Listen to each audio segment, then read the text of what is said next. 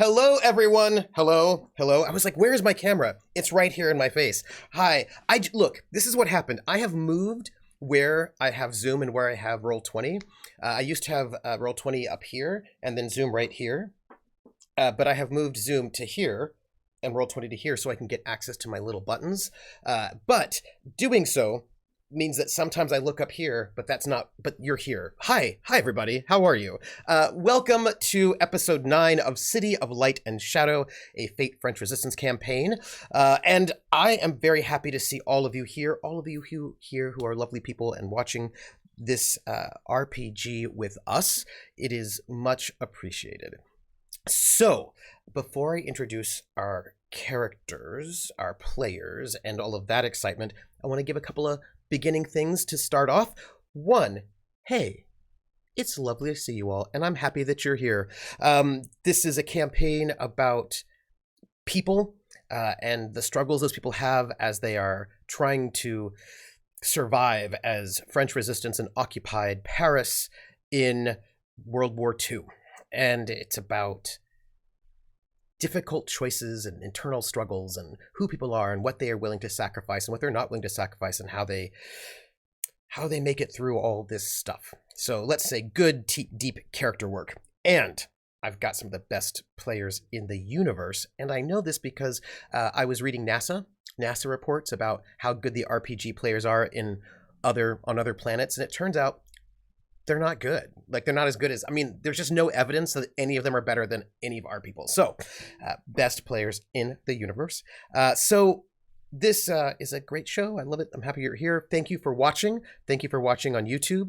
And there are ways in which you can support this show, which is like a whole bunch of excitement for our players, and also probably they have to pay for therapy after what I do for them. So if you want to support our players, first best thing you can do is watch the show live or on YouTube or in VODs. Let your friends know about the show so they can come and watch it. Hype us wherever you want to hype things. Maybe not anywhere. Maybe don't hype it. You know what? I would say don't hype it at your grandmother's knitting circle, but absolutely definitely hype it at your grandmother's knitting circle. Your grandmother might love this, actually. So, I'm just saying that's entirely possible. And let's see, what's next? You can also, if you like, join our Discord. We have a Discord and people chat about the show there. You can, if you like, we have a spoilers channel on Discord, which is a place where everybody can see what's happening in that channel except for the players. So if you need to say things that players don't need to see, that would be the place to go, because sometimes that happens. And also, what else can you do? You can join our Patreon. We have a Patreon, and that Patreon goes to help the show. What it does is it pays for the cast, and we've had a bit of extra excitement this season. We've had extra guests, paid for some voiceover work, and we've got some other things on the back burner, so that's always appreciated.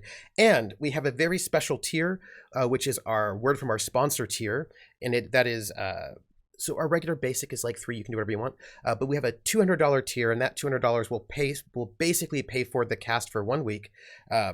And more or less, basically. And if you are in a word from our sponsor tier, which I imagine was mostly going to be, you do it once and it's maybe for a big corporation, I don't know. But what happens is that once a month we will run a commercial for you, and you'll get special shout outs here right now, and also at the end, and we'll have an ad for you that we make. And I would like to say that last month's special sponsor, Willem TW, who makes notes for this, and gives me those notes that are invaluable. He's our record keeper, or our bookkeeper. Willem, as a matter of fact, has re-upped his sponsorship, so he is also one of our sponsors for this month, which means you will hear his amazing ad again this month, which I'm very excited about, with special voiceover by our one and only Wandering Soch, Simon Wandering DM, who, if you don't know him, he was on our very first episode this season, and maybe you'll see him again. It's unclear, or is it? It's mysterious, or is it? I know if you'll see him again or not, but I'm not going to tell you. But I am hinting. And So thank you, Willen, for being our sponsor, one of our Words More sponsors for this month. Thank you very much. If you like, you can also give tips and bits. And those tips and bits, if you leave a message, we will read out those messages at the intermission and at the end of the session. And you can sometimes give channel points to give them fate points. But right now, you can't, because I feel like they don't need any letters from home right now. We'll see. We'll see what happens with that. We'll see how it goes. But right now, they don't need it. And I feel like that's all the ways in which you can support. Yes, I think so. That said, I feel like we should introduce our players, because there is a lot going on. I've got my notebook ready. And I'm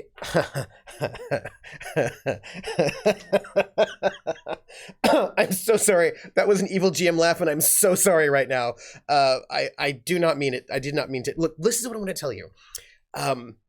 Okay, first off, the evil GM laugh was because I was thinking about having Lindy introduce herself right now because she's not on camera, and that would be hilarious. But I'm not going to do that. But the other thing that I was laughing about, this is actually not an evil GM laugh in terms of, hey, I'm going to get them. But look, I, as a fan of the show, right, am so excited about tonight's episode. This is one of our duo episodes where we get a chance for the characters to go in, like, just two characters to have that moment with each other.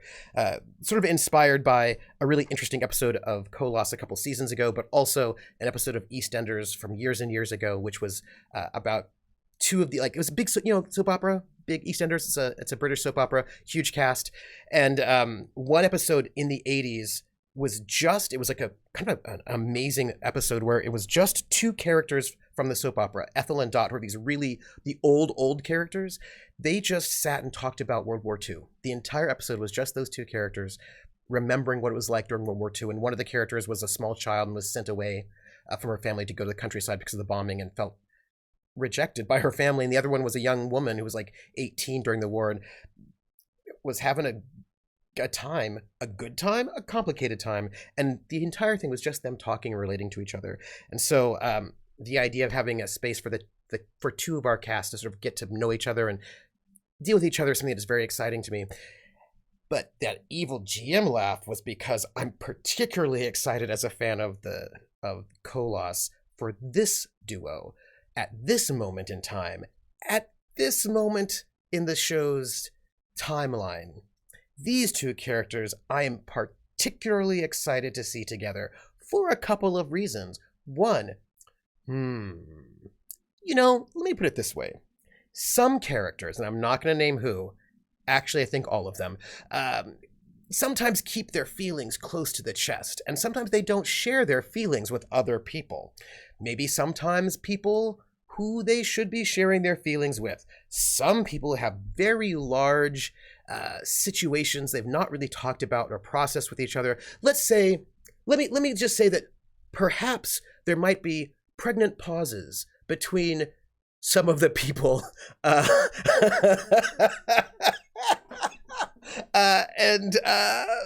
We have two characters here who, well, they're both going to be parents pretty soon with each other sort of a way. That has not really been processed exactly. Some characters have just had a severed head placed of somebody that they cared about quite a lot, and who was mistreated by some villains in our world. Mistreated is perhaps not the best way. Well, I mean, murder actually is mistreatment, but I also meant taken advantage of. And that person then murdered a bunch of people who were not good people, and burned down and some other people, and then burned down, well, he didn't murder those people, but burning down of the bed and breakfast did cause some other people to die, and some other property damage. It's fine. Hasn't really talked about that either. And then other people have just gotten out of a really abusive marriage and hasn't really talked about that very much. Also has got some other stuff going on in their life, also not talked about that very much. And I feel like these two people being in an episode right now when they're both in a highly emotionally compromised state is the best. And so I am more than excited. That evil laugh was because, like, I'm going to have the best time today with these two characters just doing their thing. It's going to be a lot of silence, like just long, drawn out. Like, I mean, do we even need to talk? I don't know. Please. Maybe. I was going to interject and say, that sounds like a lot of things that people would have to talk if those people weren't German. However... Okay, but Oscar's Bavarian, and Bavarians have way more fun. Just a couple of, like, liters of beer. Does any of this sound like a fun conversation? No, it doesn't. That ballpark. Right? I'm so excited. So I would love for my very best players to introduce themselves. But I always ask a question. When I have people introduce themselves as a way to get to know your characters. And there were some really big revelations last week, so I'm very excited about that as well. And I'm going to say, please, my dearest players, could you say who you are, who you're playing, and what do I want to know? Ooh, let's see. What would be the best question for this moment? Oh, okay. Okay, for you two.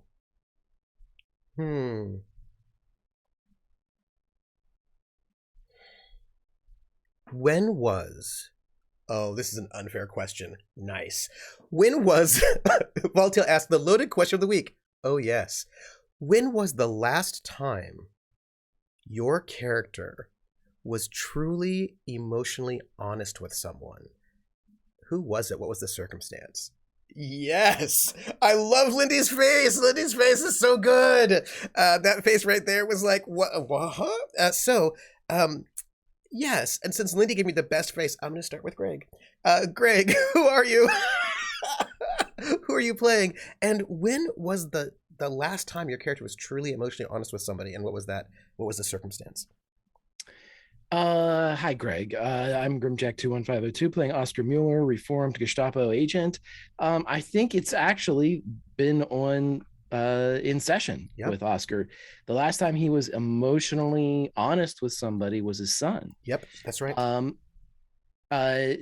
Now he never said, or promised, or he didn't kind of refute the idea that he would eventually meet back up with his son, but the things that he told him were he was honest with all of his emotions at that point.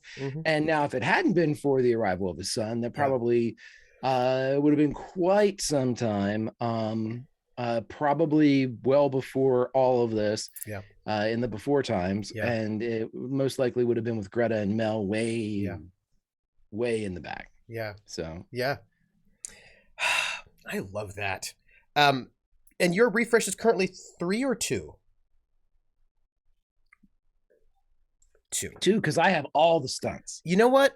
Stunts are amazing. Stunts are really great. No, wait, when we level up, do we get another refresh? No, because you're getting your refreshes from your duos.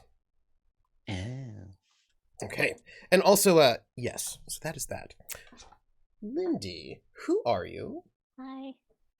Who are you playing? And when was the last time your character was emotionally honest with somebody? And what was that context? Like completely emotionally honest? Yeah. Or partially emotionally honest? No, fully. Like, when were you... Fully? Yes. Like the full spectrum of, not just like the positive emotions or the negative, like all of the emotions? All of it. Yes. Oh, God. Okay. Well, hi. By the way, before you start, I just want to say, I love that you're asking these clarifying questions. That gives me so much hope and excitement for the answer. Because I had an answer for partially emotionally honest. No, I want fully. Oh, like vulnerable? Like full on vulnerable? Yeah. The great thing about the questions is that Lindy was being honest in that she wanted to make sure she was honest about the emotionally honest question. So that's, I love it. It's true. This is life imitating art. I'm Lindy, and this is Tesla. Hello, Tesla. And, we are here to be emotionally honest and vulnerable tonight, and as we play Freida Engel, famous German opera singer. And the last time she was emotionally vulnerable, I'll give you my partial answer and my complete answers because I'm feeling generous tonight. Thank you. The last time she was feeling partially emotionally honest, as in there was too much joy to be contained, but everything else was contained, was when she was escorted out of Germany to escape from her husband the first time. That was some, And also, I'm guessing you're referring to being around other people. Yes, and because in the emotionally screaming honest. in the screaming room, you were quite emotionally honest, Yeah, yeah. but there was nobody else there at the time. Which is why, again, I have to ask these clarifying questions. Other then it'd probably be with Angelo. Yeah. Like when though? Because I feel like not recently. Yeah, no. Probably in good old 1933 before he left. Yeah. You know what I like about both of your characters? They're just like... It's been like a decade since we've been emotionally honest around anyone. Yeah. You know, I'm not judging you. I'm just noting it. German. Also, you've had a lot of trauma, and you're in a really dangerous situation. I don't think that has anything to do with it. And I think it's just, you know, good Germans keep their emotions in check. Do they? So, thank you. And I suppose, and I'm your GM, troopersjp, and I'm just here to stir the pot. That's all I do. So we have to talk about where we're at. We've got a bunch of things to talk about as we set the scene for this moment, which I'm very excited about. One, a couple of things just to put on the table. I have not told the players this. I've told Greg and I've told Lindy, but I've not put it in the full group chat. They got a breakthrough at the end of last session. That was one of their big breakthroughs, so they have that. So they all get a level up, which I believe these two have done. And when you get a level up, a big breakthrough in Fate Condensed, you get to increase one of your skills, and you can, if you like, if you have any medium or severe consequences that are not in recovery, they go into recovery. And you also can shift down your consequences let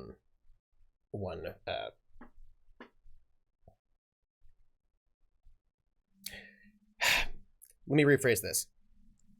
If it's not in recovery, it goes into recovery. If it is in recovery, you can shift it downwards. That goes for factions and also NPCs as well. So a thing to note.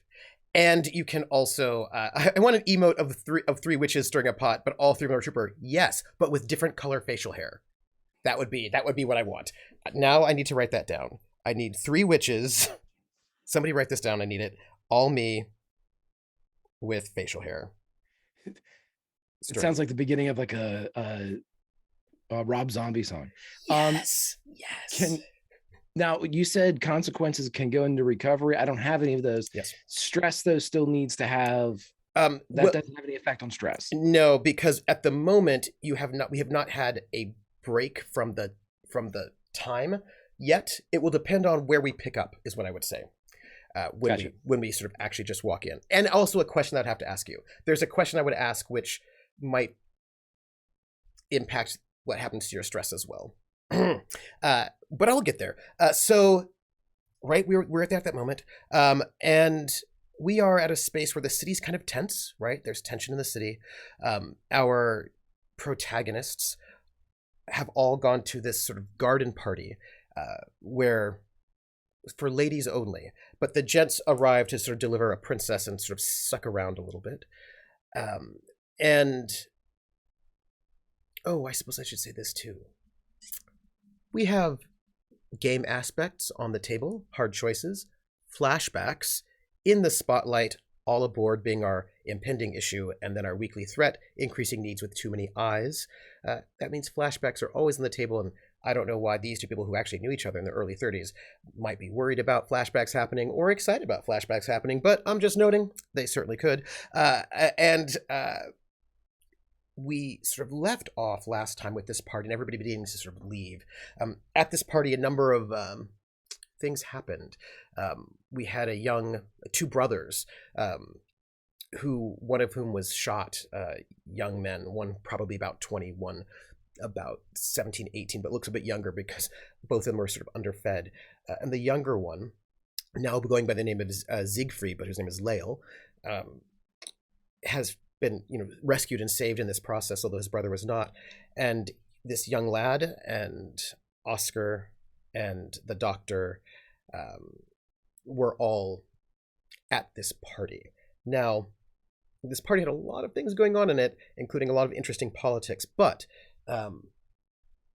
as it wrapped up this party, Regina left to go get a joyride with an interesting new person named Violette Morris, who is somebody you'll get to know more about later, I suppose. Cigar smoking person, famous athlete, Olympian, gold medalist, race car driver, boxer, wrestler, badminton, like you name the sport, she was doing it. Somebody who dresses in men's clothes, smokes a cigar, curses a lot, got... I did all of those things last night. Right? Cigar, Yes. smoking, pants. Right? Yeah. Who got top surgery because having breasts made it more difficult to ride a race car? Is the story. And was at this party and has decided to take Regina out for a drive because Regina noted that her husband is just busy and works so many long hours. So Regina's no longer here at this party. The prince also left the party because he wanted to have some time with his sister, which left our good Berlin Nightingale Freida at this party, unaccompanied. And Greg, this is where I want to ask you a question. It'll be a bit delicate. It's about your stress. When last we saw our Oscar, he was taking a promenade with the party planner, Adolf Stockmann. And there is some mutual infatuations happening. My question for you is, did the two of you do anything that might relieve your mental stress while you were having a promenade on the grounds of the estate? Two things. One, I would like to roll perform. Yes. To see if I can add some additional invokes onto the aspect of, I think it was infatuation. Was the one that was on him. In which case, he will do the same, but with rapport. Sure. I guess I'll go ahead and do that. Because, you know. Superb. Let me roll his will. Tie, which means you get another free invoke on it. Because since the aspect already exists, ties means you get it. So yes, let me see. I feel like we need to have that as an... Let's put this here, shall we? That gives me 2 or 3 now. Let's see. We'll say Adolf. We'll say Stockmann. I'm going to put this in here so we have it. Stockmann. And we'll say it was infatuation. Because I want you to see it. And I'm going to just put... Were you at... I thought we had 2 on that, and this would be the third, but I could be wrong. I'm not 100% sure about that, Trooper. Let me see if we have it on our party guest, which I don't think we do. So, let me put this here. And I lost my note sheet from last time. I know. I've got my note sheet. I know. Notes. You know, I feel like all that RPGs are really, in the end, all about notes. Do you know what I mean? I feel like that's really what it's about. All the other ones, but not that one. Yes, I think it was 1, which will put you up at 2. Was it? Yeah, which will put you up to 2. Okay. And now, if I remember correctly, you also had 1 on you, which was smitten. Is that correct? Was it an aspect or was it a... I guess it was an aspect. Yeah, I believe it was an aspect because he did not put a consequence on you. Okay. So let's put an Oscar aspect in here. And I believe he had 1 free invoke on it as well. Yeah, Willen has it. It was smitten with Adolf, and Oscar was interested. Was the one that. Thank you. See, this is why Willen is so important. Willen. And Adolf. I'm gonna just put these down here. And you know what? Hi, chat. You know what I'm gonna do for you? Because you might be interested in this. Maybe I don't know if you are or not. Here, I'll let you see it. I'll let you see what I'm doing. So you can see their aspects in here. So you have interested in Adolf. Oops, that is actually not blue. That is red. There's one free invoke on that one, and you have. Let me rewrite that. It's smitten. Boom. Yes. So he is going to try to further pique your interest, and he's going to rapport you because he is. And Oscar did compel himself, as a matter of fact. He did. That's an epic. That's a 7. This is Will. Yes, please. He's getting you by 3. What's he need for another one? Well, he's beating you by 3, which means he'll get you 2. So if you succeed with style, which is 3 or more, you get 2 free invokes. Okay. Do I still have the fate point that I got when I was compelled, or does that vanish into the ether whenever it? I add it to you, but you only had 1 left, so it stuck with you. But now you refresh up to your refresh limit, so you're at 2. Okay. I will spend a fate point to just make that a 1. And using which group fate point or individual? My own. All right. Using which aspect? I'm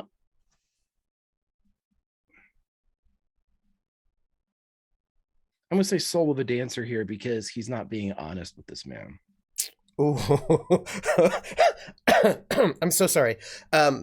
I feel like you just said that your character is not emotionally honest all the time. That's so surprising because I feel like we already established really shouldn't earlier. be. That is fair. So he will only get one extra invoke. So this brings me back to the question: did you two, while you were promenading about, do anything that might relieve your emotional stress? That might involve being partially nude. And if by partial you mean completely, yes. Yes. You may clear that stress because this is the thing about stress. If you do things, it will clear it, and then it goes. And Freida used to have lots of means to do that, but now less so. Less alcoholic binge drinking. Yeah. What? Fine. Look, she cut her hair to relieve the stress this past time. It's fine. So she and I were both stressed out about this long hair, and I'm gone. It's fine. So Freida. Yeah. Everyone has abandoned you, except Oscar is sounds about right. Still here, because the young lad is still here. Mm-hmm. Do you wait for? And Luke is actually still about sort of helping break down things. He's yes. Well, since she and Regina were the party planners, not Miss Lisette Roland, she has to stay until everything's ready to be picked up and gone. It's her duty as hostess. Regina, this is not her residency. Yes. It's her duty as hostess, and Regina left, so Regina had to go take a hot rod joyride. Yes, Freida made note of this. It's important. I don't know. Yes. It's fine. Freida she took note, and now she's taking care of everything. And I will say that I think it's great. Freida thinks it's less so. Just for any clarification out there. Luke is not making eye contact with you because he's just doing work. But he is. How many of the guests are still there? Oh, at this doing point in that time, long Southern goodbye. Because there's always one. I would say what you probably have is mostly everybody's gone. Because they have other things to do. There is a small gaggle around Susanna Abetz, who is still sort of showing off her new haircut. And Oh yes. right, and so there's probably like maybe one or two people who are part of her scene who are, and this is about. I mean, you've been to parties multiple times. You don't have to roll about this. This is about asserting dominance, social dominance, like not in Yes. not in an undercutting you sort of a way, but more like Yes. I'm going to linger just a little bit longer to see who will stay to chat with me. Yes. Right. No, Freida knows all about that game. That sort of a thing. And so She knows who's playing it. right? And they are on their way out, right? But she has it seems as if that she has done what she needs to do, right? As in terms of Yep. making people know that she's not leaving, that she's here, and that she is Yep. who she is. Yep. Yes. And so she's like on her lingering way out. Now I make sure like one of the waiters, the really hot waiters, passes by, because I'm sure most, like, this was a huge party. For a bunch of women, not all the food is eaten. Yes. I'm sure there's still some people walking by. Absolutely. She goes, make sure that they you offer them on their way out. And see if they would like any refreshments to take with them. And this fellow who has got, oh, you know what I need? Who's got sort of like sandy blonde sort of hair that's sort of slicked back, very professional. But the sleeves are a little too tight over the biceps. Sleeves are a little bit too tight over the biceps. The hair just a little bit tousled. And, you know, he's sort of taken off his waiter's jacket because it's just so much work lifting things. Yeah, it's so much work. It's quite warm. It's a warm spring day. It's a warm spring day. Sun's shining. Yeah. And he just gives you a wink as he walks over. Okay, so first off, I'm going to just ask if anybody here or in chat has ever had the occasion to see male strippers before. I was in a band and I opened for them. Don't ask me why I was in a rock band that opened for male strippers. It was in the Army. It was a whole thing. Don't worry about it. But one of the things I thought was so hilarious is that these male strippers, they were like the Thunder from Down Under, whatever they were, I can't remember. We were supposed to see them specifically for my bachelorette party, but then they had to cancel, and I was so upset. No. I went to New Orleans instead. Oh. They would do things that were very mundane, but the mundane things they did were all sort of framed to make them look hot in this most ridiculous way. Like, like they would go to pick up something, and when they go to pick it up, it's all like, pose, pick pose. And you're like, yeah. And I was just like, this is hilarious. I've seen all the Magic Mike movies, yes. And so our waiter is, you know, like, going to bring over a tray of hors d'oeuvres, you know, in the most flexing sort of way, and with like, you know, blue steel to these women. With a bit of a wink. These women aren't driving, so they can snack in the car or whatever. And also drink champagne. Now, I would like to. This is going to be a bit of a break that you two are going to have to do some executive decision making without your fellows. But this is the moment for it, I'm afraid. Okay. I'm going to ask you if this is a faction action from your brand new faction. Ooh, the actors. You mean like trying to not trying to undermine or discover action, or well, this is the question, right? Look, what you can do, because at this moment you have them interacting with basically the State Department. Susanna Betts is not technically the State Department, but she's the wife of the ambassador, so she is all up in that business. So this is a moment where you have the opportunity to have them do something for you. And we're going to actually. Could they try to glean some information? Yep, they can do. They are chatting. Yes, they can. Yep. They can discover actions. They can do propaganda. You know, there are multiple options. I was thinking, discover or propaganda. What points do I have for them, Trooper? I haven't had a chance to even put anything in anything yet. They're a starting faction, so they should have 1 skill at 2 and 2 skills at 1. Okay, so can I do? They were. I recommend resources being at least one of those skills. Right, they're actors. I mean. Yes, but we have to roll every week. Yes, you do. Yes, you do. Yes, you do. Which is why building up at aspects like advantages on resources are never bad things to do when you're small. Yeah. Okay, and it says I have 1 organization stunt. Yes, you do. Okay. this is awful, but this is what I had envisioned for them. I'm here for it. Can they get a now? Let's work this out, everybody. It's a duo episode. Yes, We're doing some mechanics. We're creating a sub faction right now, which is my Holgar's actors that are working on the movie that are also sympathetic to the resistance. So like some of them aren't, but those aren't in your group. The ones who are, they're in this group. Right. So those that have a bit of a resistance gene, they are working with us.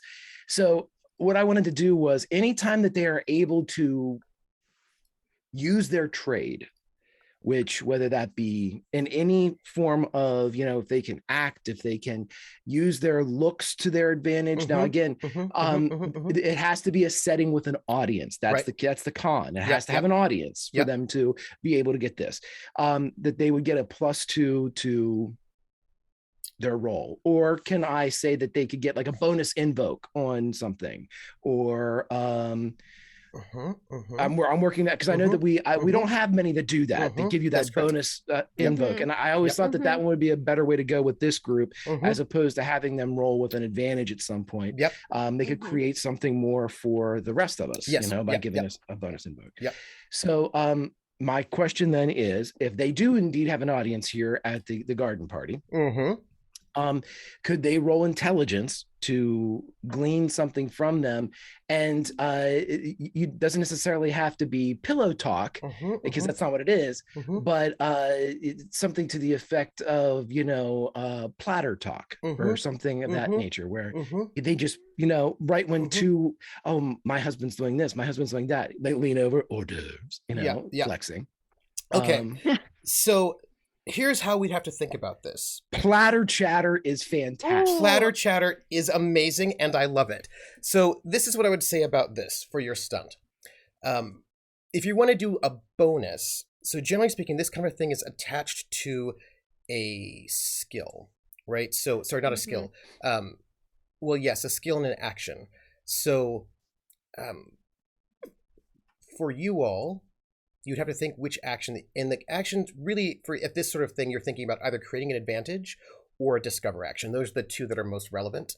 So when they're doing intelligence would go with both of those as far as yes. Okay. So if you're with intelligence, which is about both of those things would work, right?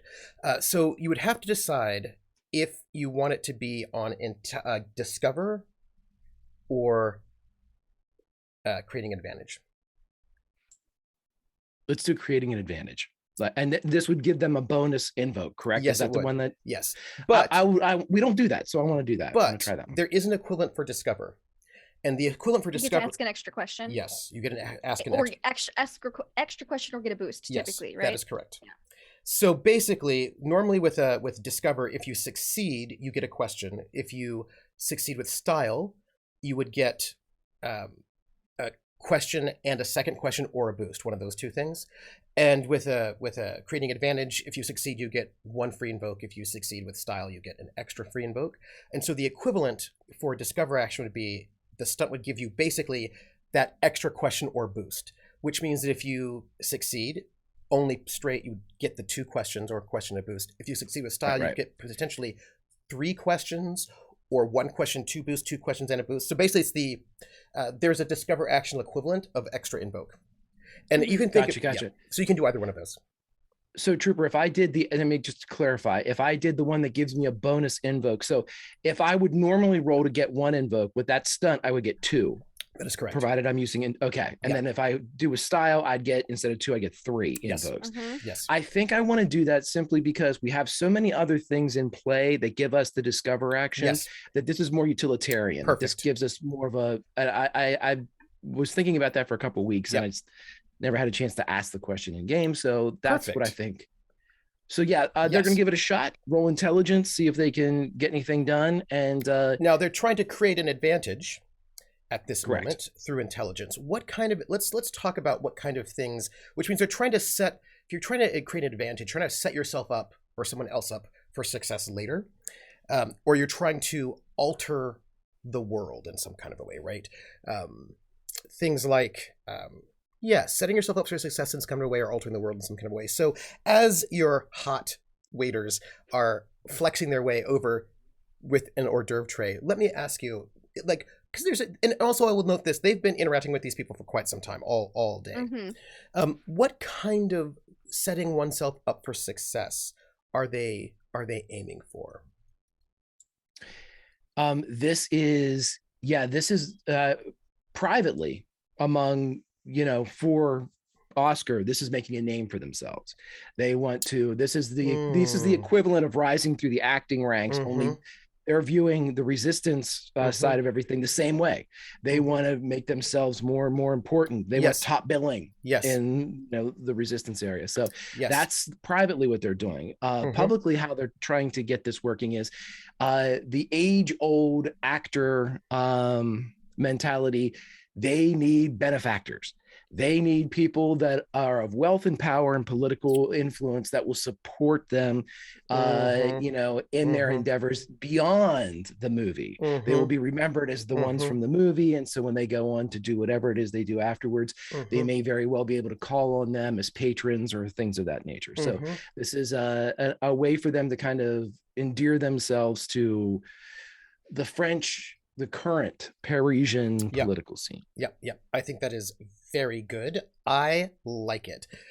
So, and as we're doing this, I'm making sure you'll be doing, please roll intelligence, because they have a that'll take one of their resources, but that will not be a big deal. Oh, a great. Oh no. Oh, I didn't. Fair. Uh-oh. Fair. Oh, you rolled great. Yeah. I didn't scroll. Why didn't you scroll? I scrolled for you. Half as good as I thought. All right, let me see. In that case, you're wanting to go and you don't have to decide if you want to spend fate points yet. And by the way, they do have one. So they're going to have to do.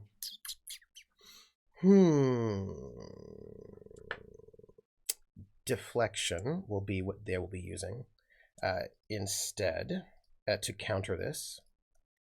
And let me.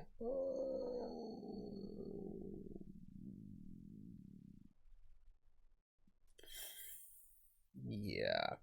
Okay. And good. Here we go.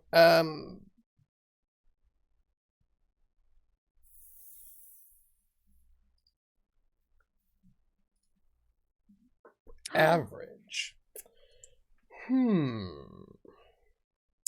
Do I want to spend a fate point on this? So currently with the stun, I'd had 2 invokes on this, right? Because I went one correct. anyway, and then okay. That is correct. All right. Audience, I need to talk to you about something. And this is the thing I need to talk to you about. I have made alterations to the fate rules, by the way.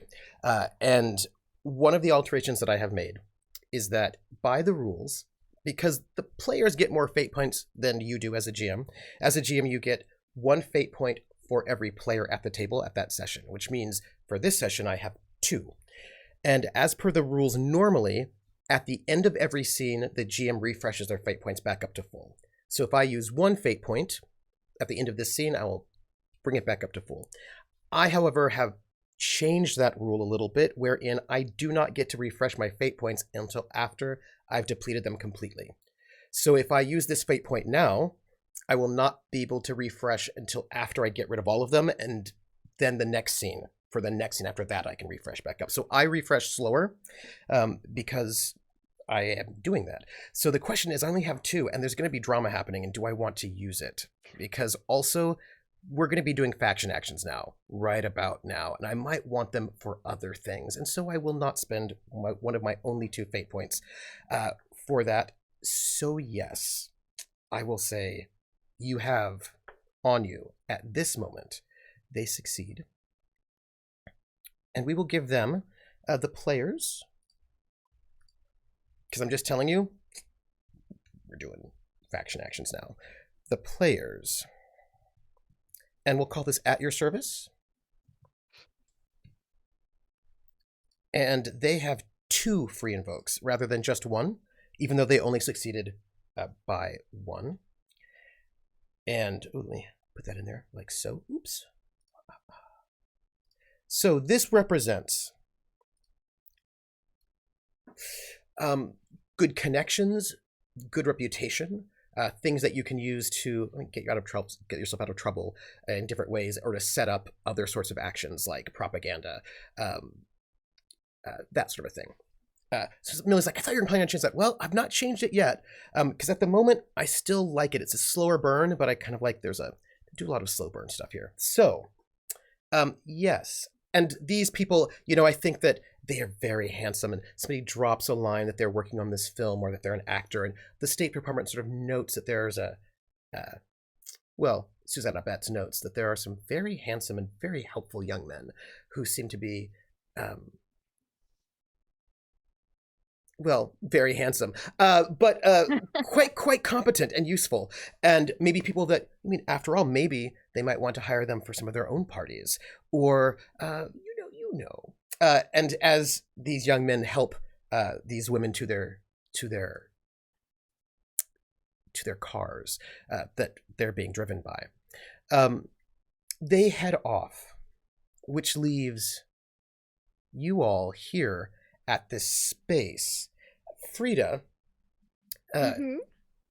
Captain Strockman has not come back in to go and cause trouble. He actually stayed out the entire time. He must have been distracted near the end part. Interesting. Yes. What do you do? Well, Freida is going to. She sent the hot waiter to go talk to Miss Betts to offer them refreshments and seem helpful, because she knows who these people are. Mhm.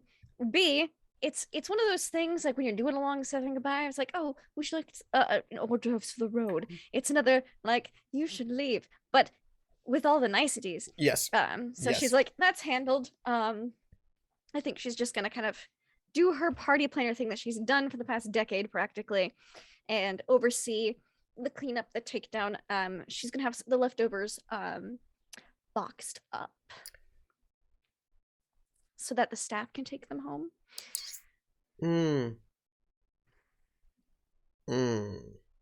Stockman ain't here to stop her. This is true. If Stockman were here, he would probably want them for his soldiers, but he is currently indisposed. So I'm just noting, I was like, Of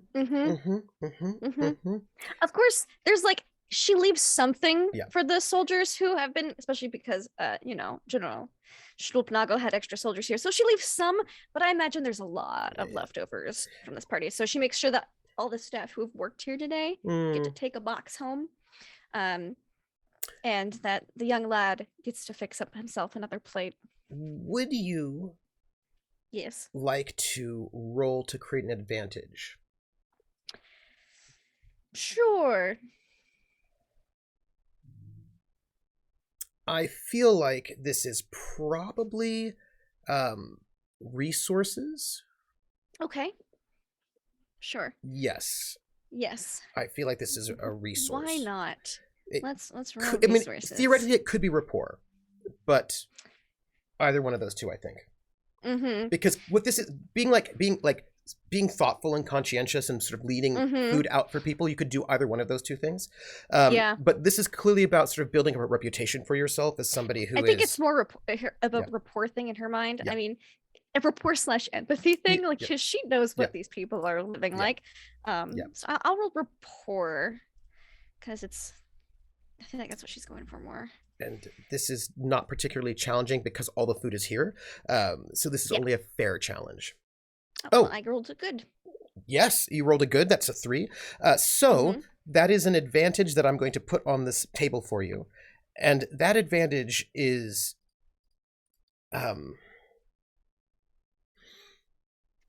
generous. No, good tipper. Good tipper. Right? That the people who, like working people, have a good thought about you. Do you know what I mean? Yeah. They have It's important noticed. to her. She was a working person. Yes, right? For quite some time. They have noticed, right? They have noticed the ways in which you are always careful to compliment the work done by the people who are the cooks and the staff, that you leave food out for them, that you when some people at your party might be throwing phones at them, you tend to try Yes. to be kind, right? And so I would Mhm. say that this is a something that is going around, right? That Yeah, people talk and she makes about sure everyone boxes it up and fits it with their stuff to leave now rather than later because Stockman's not here now. So it. Yes. yes. And as this is happening, right, Luke is sort of lingering as long as he can while still seeming Yeah, I imagine plausible. she's got, because she's very pregnant right now. I imagine she's like directing people around, making sure not to direct one person around too much to distribute it. A, so it seems like she's not picking favorites. B, just so that way it's Yeah, because he's got info he wants to tell you. But not the moment. Yeah, so after she's directed a few people around, she'll be like collecting, I mentioned some like papers, some of like the leftover place cards or something, and gesture for Luke, like, come help produce these. He sort of hops over. Madame? Mm-hmm. Gathers those up from the other side of the table and gathering them all up. Oui.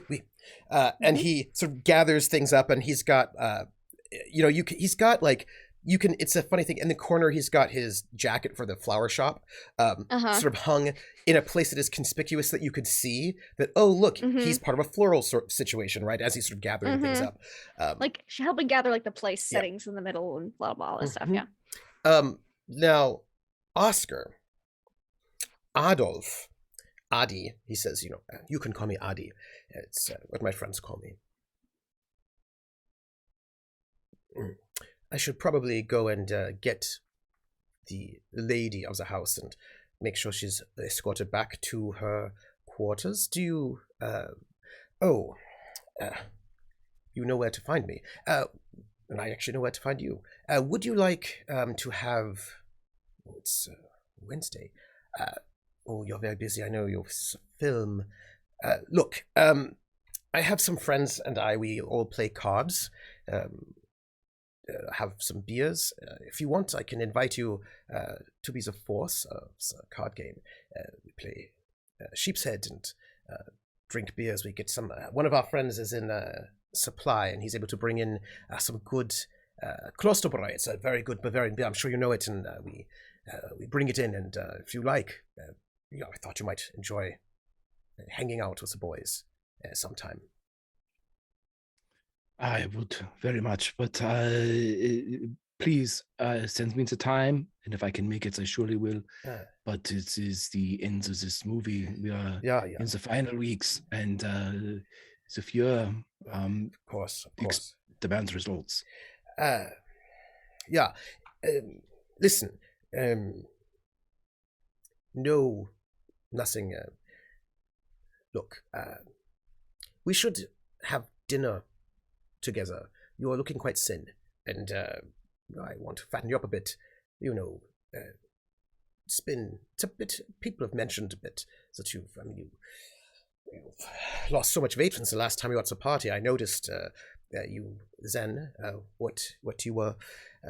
You were a very good dancer on the floor, and you've lost quite a few kilos since then. And so I feel like you should have a bit of.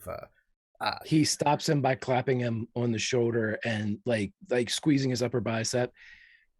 When the movie is done, I eat until my heart's content, but until then it is burned off as soon as I eat. Yeah, well, we should do something about that. It's a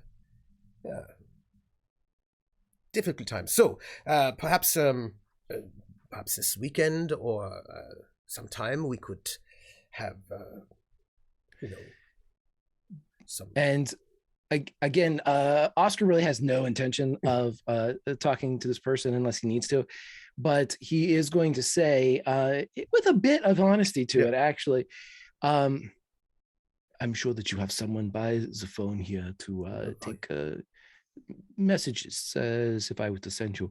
I may not be able to sneak away to of course. a restaurant or the hotel, but I have catering brought into the movie set. It is very nice. It's they keep it nice and warm. They have a kitchen on site, so it's good. And maybe you could, if you're free, then we could. Yeah, yeah. Of course. I mean, these things have to be. I would never stop by the hotel. That would be unwise. But yes, the catering. It's a yeah. The restaurants and the hotels. Oh yes, of course. But generally speaking, it probably would be too. One has to be careful about where one goes and where one is seen, of course. And yeah, I'm not. Listen, as a hotel where you're at, this is the Majestic. I am a captain, but I'm not important enough to just go without people noting. He smacks him on the arm again and says, but you're on my list now, Addy. All right. Well. All right. Still. But I will, if it's not too obvious, I will stop by the set when would be a good time or day. Well, I think that you will be stopping by the sets whenever, probably anytime after, I'll give it a week from yesterday, next Tuesday, because of course you are coming because at the time when we were going to have we are having a tank on set. Yeah. And you're of course going to come and make sure that we are monitored and that these actors don't do something to mess with the property. Yeah. I will try. It says we have so many guests and people coming over to this place all the time that as do you. We both have to perform so much. So many important people coming through. I will perhaps make time for a lunch, stop by the set, deliver something, and we'll have a lunch. You will bring me a bottle of scotch, and I will keep one there as well. So if you happen to show up, we can trade. That is part of the why you're there. So yes, he claps his arm again. We'll see one another again. Yeah, you're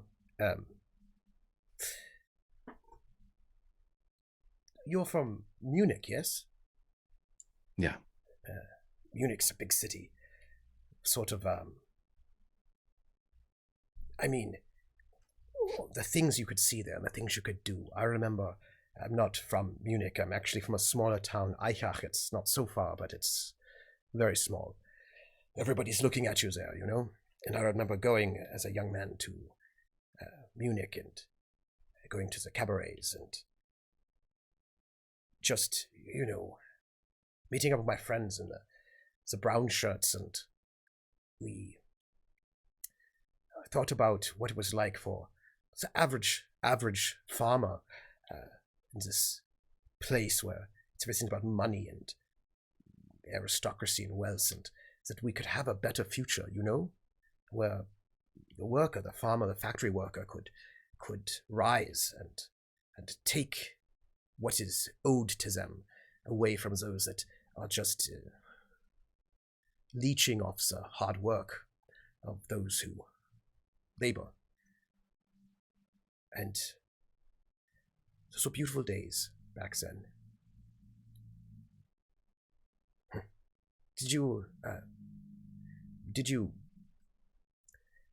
I know we didn't have a lot of time to talk, we were so busy, but did you how long have you been away from home? Seems like forever. Yeah. Well, look, I have to go and do my part in all of this, and I have to get ready. We had all these extra security, which means I have to go and make sure that they're all debriefed and check in with everyone, and we have some very important people coming, of course, again, soon. Big art installation sort of thing. Yet again, one of these things all the time. So, is there anything that I could do to help? We have some extra space. It's a warehouse. I will have a truck for you as soon as we get done with the B unit. That will be next Monday, I believe.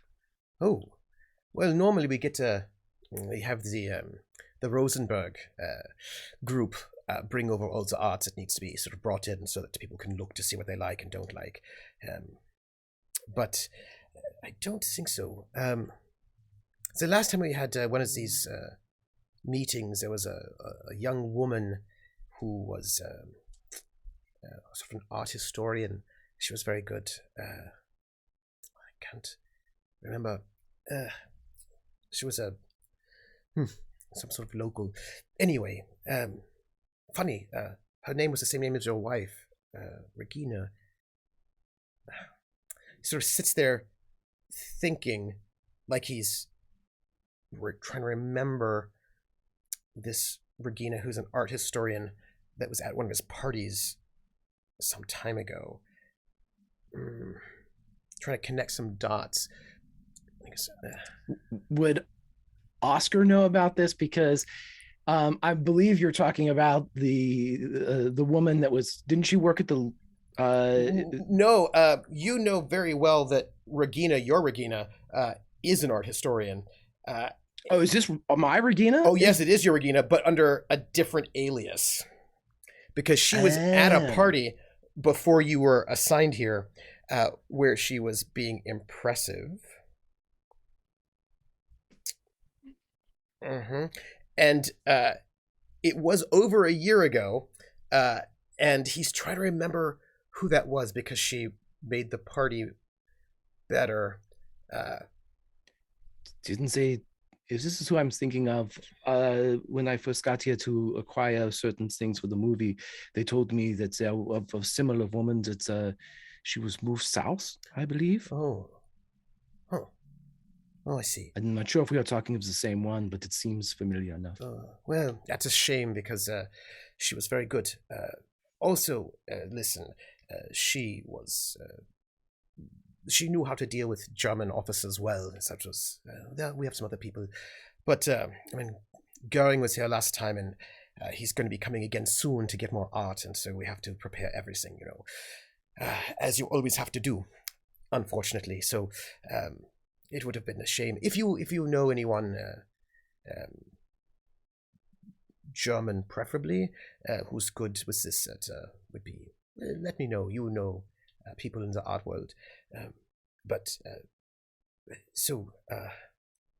I just listen. I will send a letter to my mother, and perhaps she will send over something from home, and when I see you, we could share it.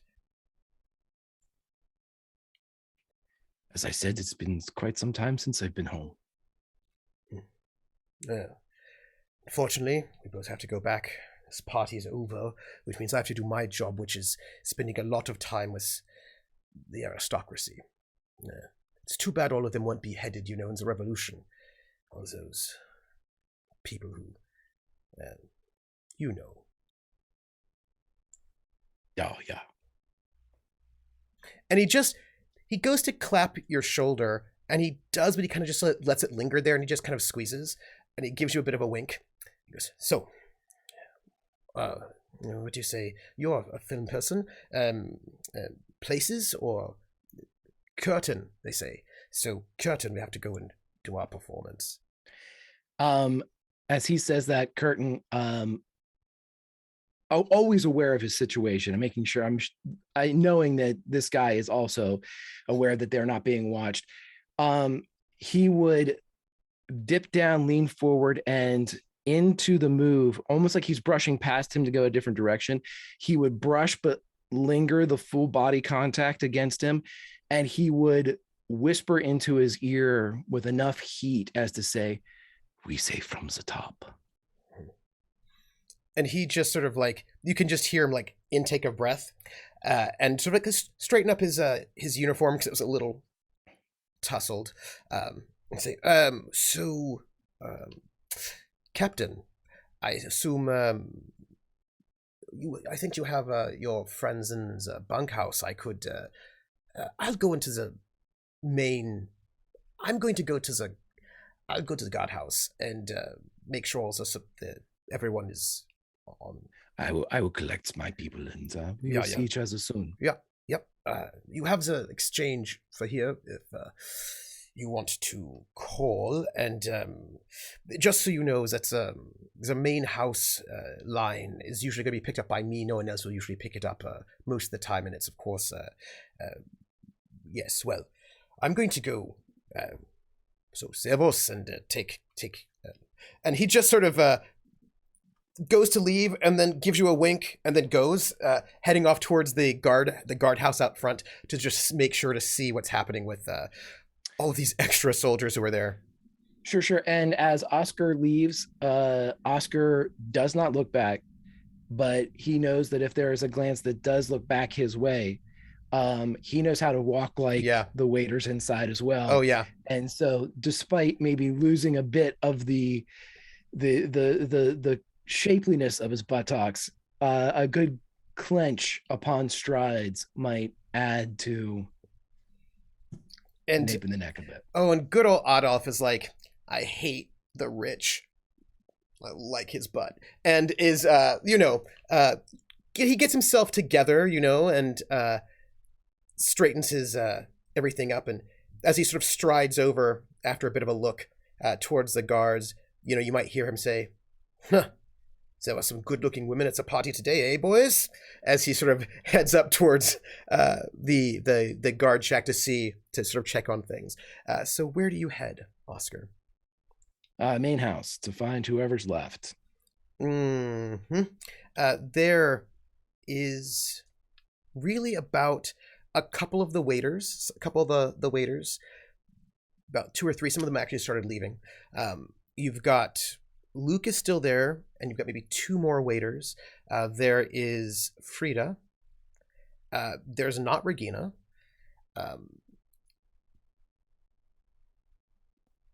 Nalini is also not there anymore.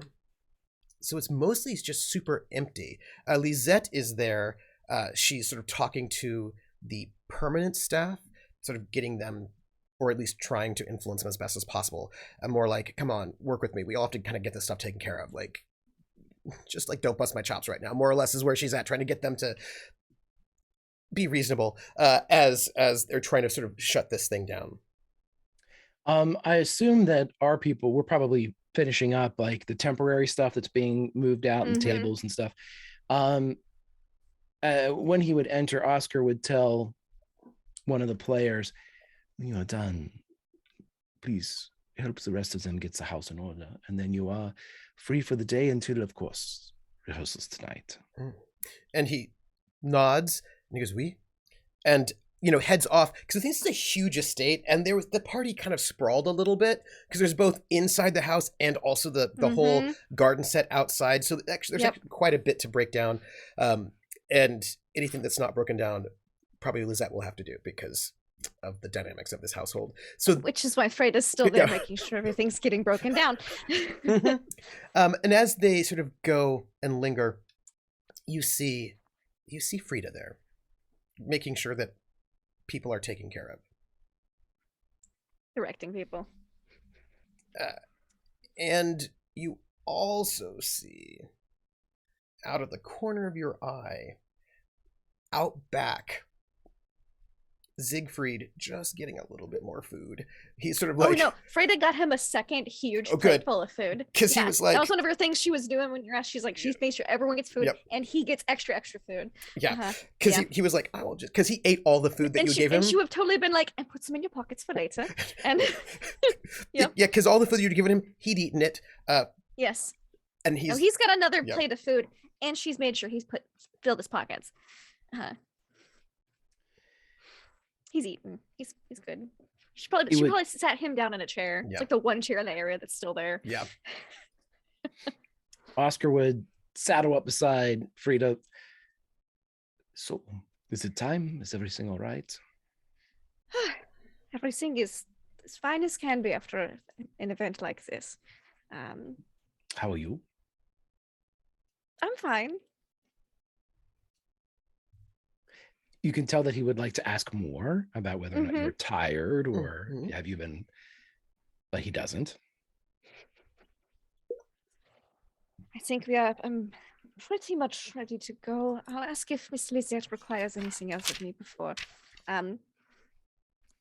You should know that your wife, Frau has, just in case there's people around, because people are moving, has already left the event, and so I might need.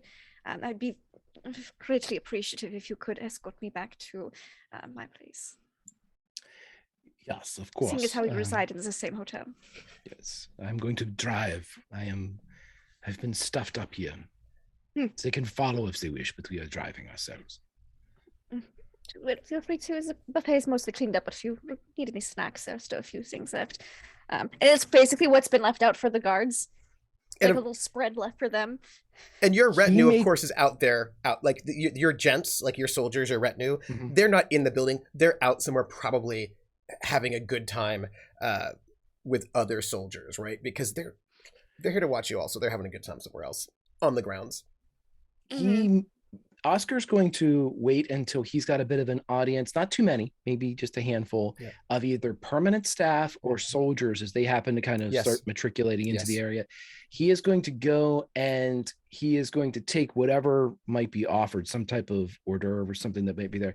And he is going to take a bite and then kind of look in as if he's seeing if anyone's watching, and then he's going to spit it into a napkin. Oh, give me a performance roll. I would say deceive, but you have a stunt for this. I'm just checking on Lizette. It's fine. I don't see this. Let me get there. It's good. It's a terrible roll, but it's good. But that's okay. You're dealing with people who are not trained in sort of seeing through deceptions in that kind of a way. And he's not making it like he believes it tastes bad. He's making it as if he can't stomach it. Yeah.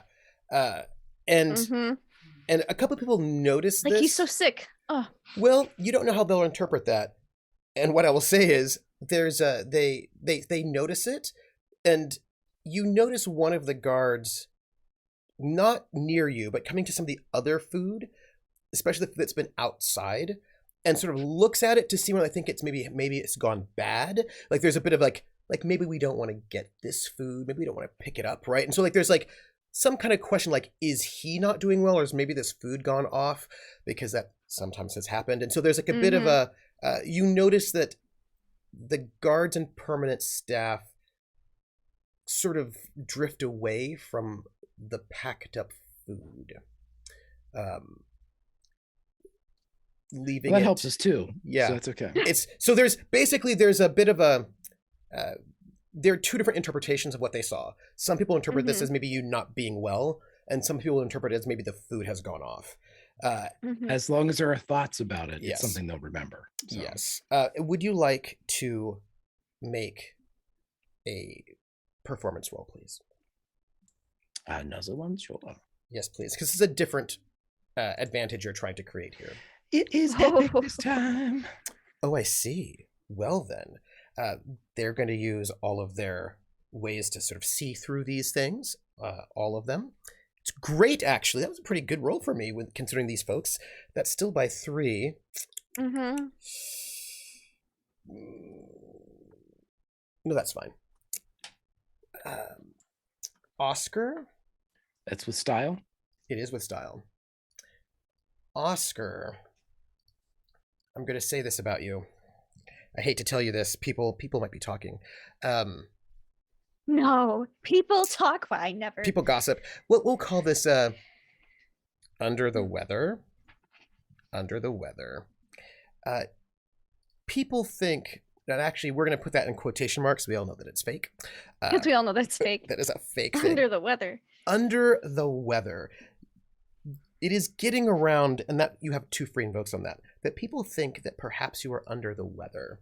That is a bit of a rumor that's going around. So, what do you all do? Lizette, are you all right? Do you require anything else of me? Is there anything else I can do for you before I have to leave? Oh, okay. You can see her face shift. from the beginning of your sentence to the end of your sentence, right? The beginning of your sentence, Freida knows, yeah. right? She's been there. Yes, you have. The beginning of that sentence is the people often say this, and it is just what it is. But then that last part was like, oh, yes, you understand, right? And there's Yes. like a bit of a heaviness, Camaraderie. yes, a bit of a camaraderie and a heaviness, camaraderie. yes, Yeah. in that moment, and she sort of puts her hand on your forearm, as you do, sort of elbow forearm area, and she goes, my dear, your singing today has lifted my spirits more than you can know. What a strange party this was. Very interesting. Just very interesting. You and she looks over to Oscar, who's not quite in the same space that you are. No, he's just throwing away a napkin full of food right now. It's fine. But she has had a relationship with Oscar in her own way that you do not know about. Nope. But she looks at him meaningfully, and she says, you are traveling with a mixed group of people. Some of them are brave and strong and laudable, and you keep a good company. And then some of the people you're traveling around are less good, but still quite strong. Isn't that just how it is these days? It is. My dear. And she comes to give you like the kiss on right? Yes. On both sides. Kiss. Right. And she's noble, so it's actually not just two. She gives you like a good like 4. Oh, it's multiples? Multiples. Mm-hmm. And she says, I assume I'm still supposed to more valuable here than away, she says as she gives you. Yeah. She'd say, I wish that were not the case. Just, as do I. And she says, right, this is like, at the moment, this is where she is best used, it is said. And she says, we have a bit of time. If you would like, I could give you a tour of the house while we still can. She knows that this poor woman does not get a break from Mr. Stockman. And how necessary any sort of a break, whether it be minutes or seconds or hours, can be from someone who might be mentally abusing you. Yes, as a matter of fact. Is going to turn to Oscar so that the staff here and say, I'm curious about the acoustics of the house for further performances in the future. I'll be back in a few minutes. It shouldn't be very long. Herr Leixner, you are an artist. Would you like to also accompany me on this tour? He gives a non-Oscarian answer, and he gives a Hogar one, which is this. And steps forward. That way, if Stockman comes in while we're out, the staff can be like, oh, Freida wanted to get a tour, so it won't be on Lizette, it'll be on me. Yes. And as he leaves, he is going to snap towards Siegfried. And the young lad sort of very quickly hustles up right by you, sort of like as if you were a life jacket and he wants to make sure that he is by you at all times, right? That kind of there's that sort of like, or let's put it this way, like somebody just watched their brother shot and you're the only person they think will keep them safe, like that. But in a it might look to other people like he's just a very eager young actor, right? But he clearly is like, I want to be around safe people in a unsafe environment. We established that Holgar he's wearing his uniform, correct? Yes. Is he wearing his uniform? Yes. Because that's Yes. what. Okay, so what he would do then is, since they are inside, he would take his hat off, and instead of putting it under his arm, he would give it to the boy to hold the hat. And as he does that too, he probably has a notepad or something like that on him, like just a flip, like a ledger of some kind. He's going to give that to him and tuck it into his pocket, and pick a pencil up from somewhere and put it in there. So if anybody asks, he's taking notes. And she begins to take you on this tour of this place. And the first moments where people are still listening, of course, she's like, well, this estate, this manor was,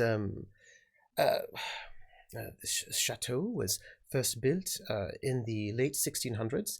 And it's kind of like a history of this place. Yeah, she'll get the history. And if we encounter any rooms that are like, one might theoretically perform in, and so smaller or larger social parties, Freida will just, test the acoustics by, just doing like a scale or two or something, and then, this room is all right, adequate, and that kind of thing, and before proceeding on, so that everyone here, they can be like, oh, okay, yeah, she is testing the acoustics. I would like to do something. Can I try to create an advantage for Lisette? Please do. Now, for the audience who may not have been here, Oscar broke into this house once to try to get information. And in that process, he was sort of in disguise as just like kind of a nobody. And he ran into the kind of situation that she's in, where actually our good old Stockmann was going to go and beat her up because she was being mouthy. And he, as sort of disguised as a delivery fellow, basically full bearded at that time, took, not bearded, right? He was actually, he was still took the hit, right? Actually sort of took the hit for her, got beat up a bit by Stockmann and his thugs, because Stockmann was he's a piece of work, and not a good person. He's not a good person. He's not a good person. He's a piece of work. And it's one of those things that one of the things about the Nazi regime is a lot of people who had bones to pick all of a sudden got the power to do things about it in really bullying ways, right? And so he sort of, he's one of these people that like now has the ability to bully people when he did not before. And he clearly has not made the connection, right, between Holgar Leixner, right, and this one delivery guy that he beat up at one point in time, messed up his hand and everything, threw his weight around. And Lisette remembered, right, that Oscar took the beating for her by sort of basically pretending that to have harassed her. And she has never forgotten, right, this. And Oscar's connection to the group of resistance members that have helped her and who have, and Jules, who she has a sort of a thing with. So, right, there's this interesting relationship in that you'll have been here before in disguise as other people and seen these people in slightly different contexts, right? And they don't necessarily know that you were here in another guise, but she knows who you are. And so it is that kind of moment, right, where she is happy to be with people that she knows are on her side. And she takes you through, and it's a strange tour in this way. But tell me, please give me your role. How would you like to create an advantage for her? Okay, here's what he's going to do. He is going I would love to help if possible. Right. He is going, while when Freida starts to sing, he is going to offer to dance with Lisette. And he is going to dance, but what this is going to basically do is this is what he wants to convey to the household and to Adolf.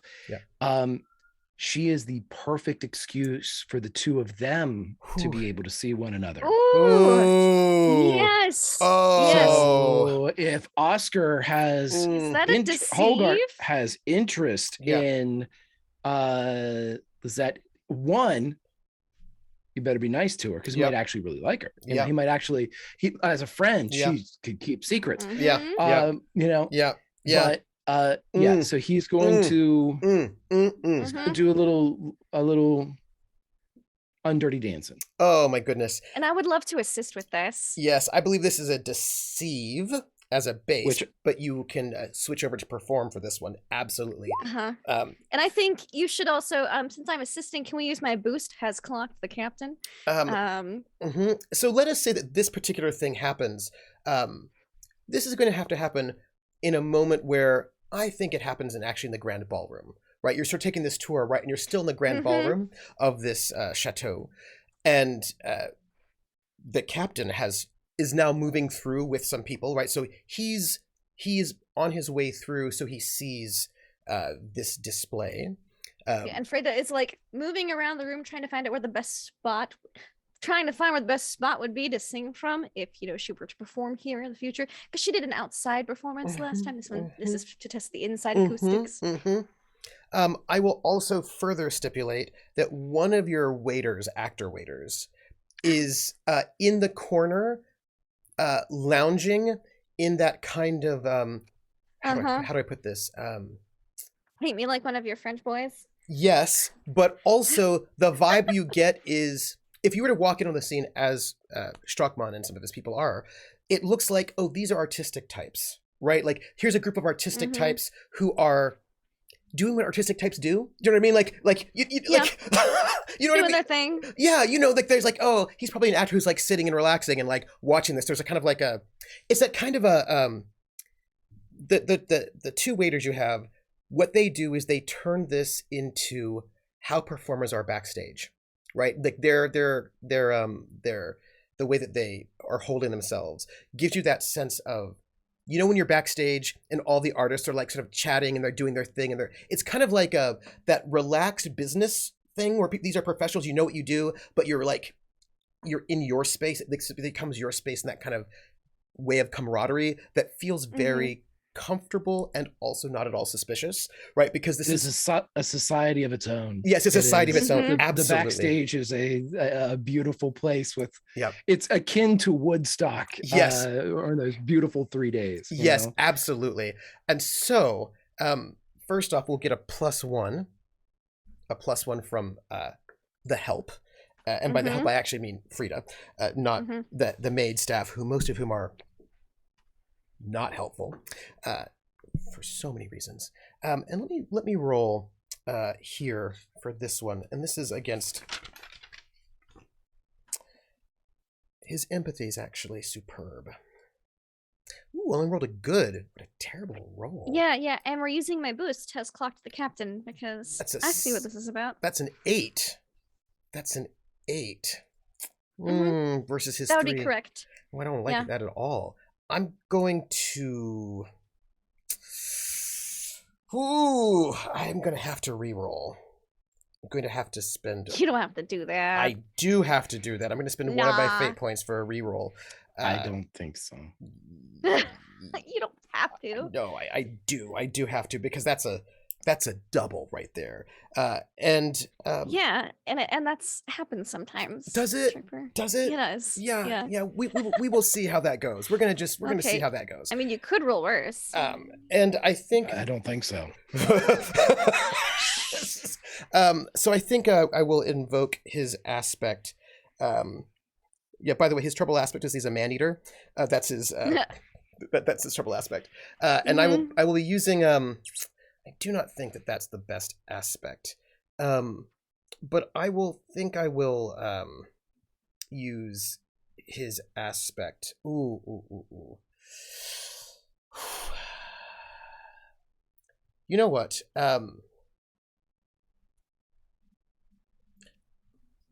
His trouble aspect, we're gonna write it this way, because this actually is a trouble, and it will be rather than man-eater, we're gonna phrase it as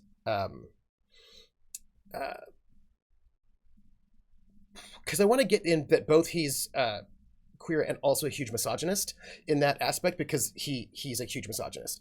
So something like For the Boys, perhaps, right? Something like that's like a movie, right? Yeah. Mm-hmm. Because he's a huge misogynist is part of the thing. So I think I can re-roll because he doesn't actually like women very much. Yes. Okay. Well, 4. Yeah, that is a 4, which is not. Well, yeah. You will succeed with style. You will succeed with style on that one. I go Lizette. Yeah, we're gonna put a Lizette in there, and she's gonna be.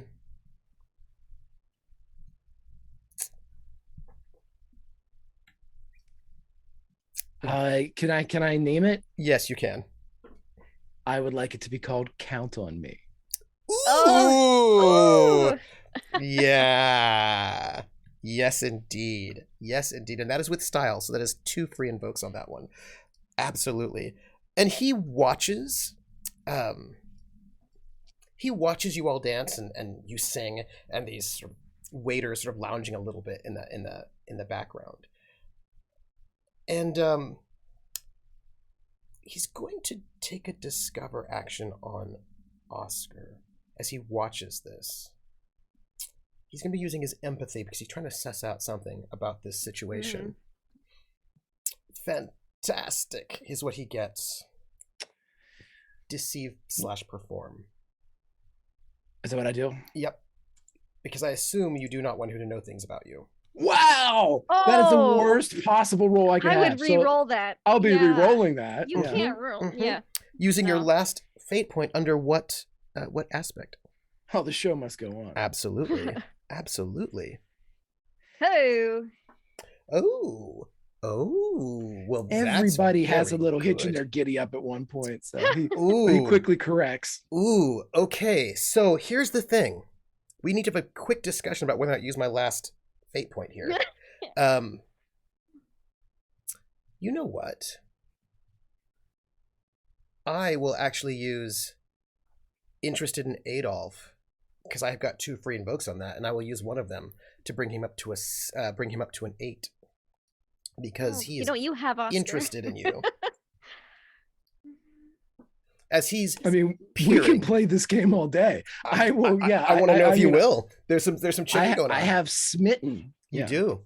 Yeah, I'll use that. So that will take it to you're back a 9. Back 1 to 1. Okay. I don't think he wants to use that last one, which means he has a choice at this moment. Ask a question at a major cost, or allow you to ask a question of him. That is the choice that he must make. So,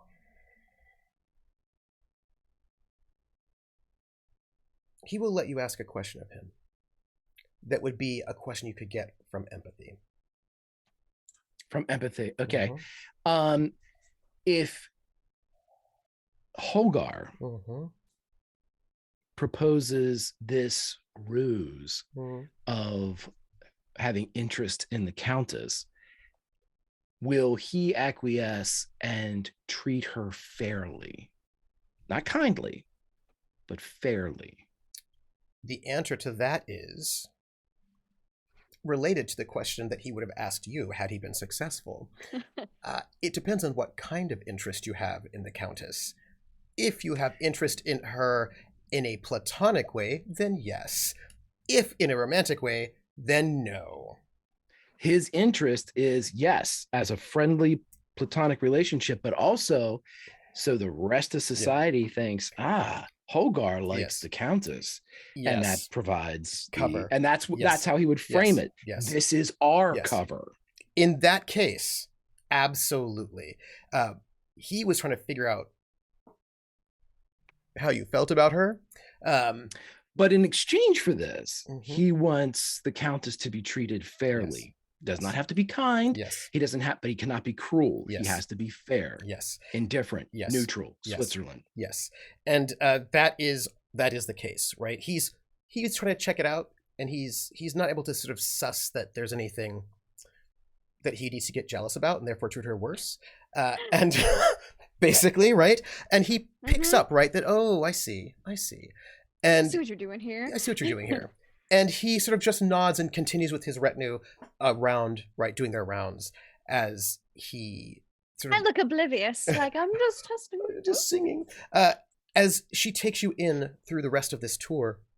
And as you're moving, it's a strange bit of a tour, really. Because in some ways it actually is a tour. But the tour is a little sad, right? As she... Yeah. As she tells you, she's like... and she points to these paintings. She goes, that is my great-great-grandmother. She was... and she goes through all these parts of this house that are part of her history, that are part of her family.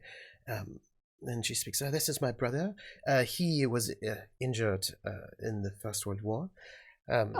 Yes. Sorry to hear that. Yes, it was a gas attack.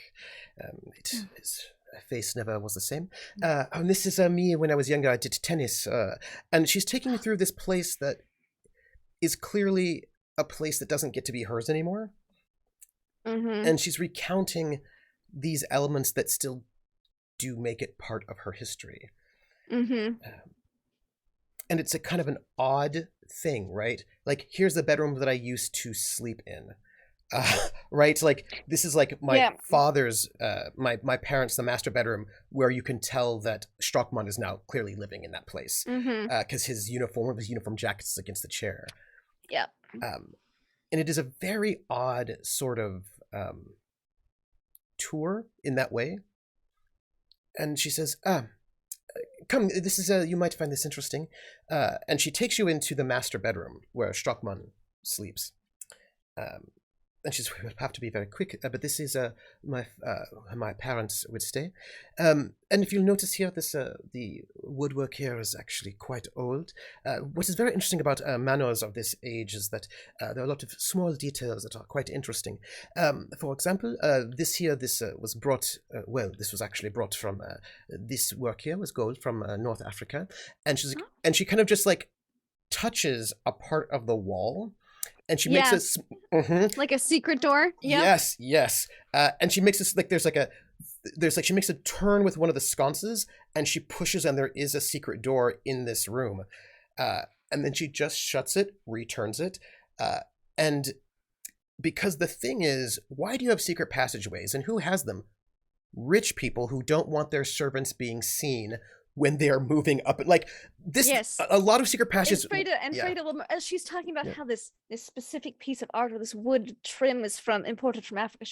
I'd love to see other examples of it. Srazia, yes, if you have some. Of course. And so usually you'd get a lot of secret passages where that way she can say, oh, this is like that other. Without having to say secret door here. Yes. Or make the gesture, she can just say this right here. Yeah. Right. You will often have those secret doors so that servants could get up and down without being seen, because sometimes you just don't want to see your servants if you are that kind of noble. Or if you need to, if you're having an affair, you need to get from one place to the next, or you need to get out, right? If somebody's like going to assault your place, you can often get out that way, right? And so this master bedroom clearly has one of these passages. And she will continue this tour around, and as you're in the sort of like upper bits, she just sort of mentions quietly, she says, quite a bit of the staff are actually working directly for the Nazis. The plants, that some of them are not from the regular staff. There's some who are regular staff, but they have augmented with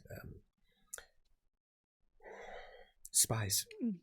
So just note that there are eyes here everywhere and the people are listening. And then she sort of like, and this here is my brother's room, and she sort of goes down and she takes you down to there was a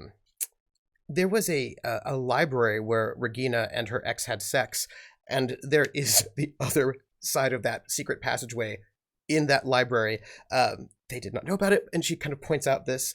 And as she takes you through... That gun's still on the sofa? As she takes you through, she takes you into the kitchens, and there's also another passageway in the kitchens as well. Like it's not in the kitchen itself, it's like in the pantry. right? Like so the butler's pantry? Yeah, in the butler's pantry. So there's like a door in the butler's pantry. There's a door in this library, and then there's a door at the master bedroom. And she sort of just takes you all the way through. And as you're in these sort of like slight, and she will linger in the slightly more remote spaces. Like she'll linger slightly in the library just to give you a spot, especially if you start singing.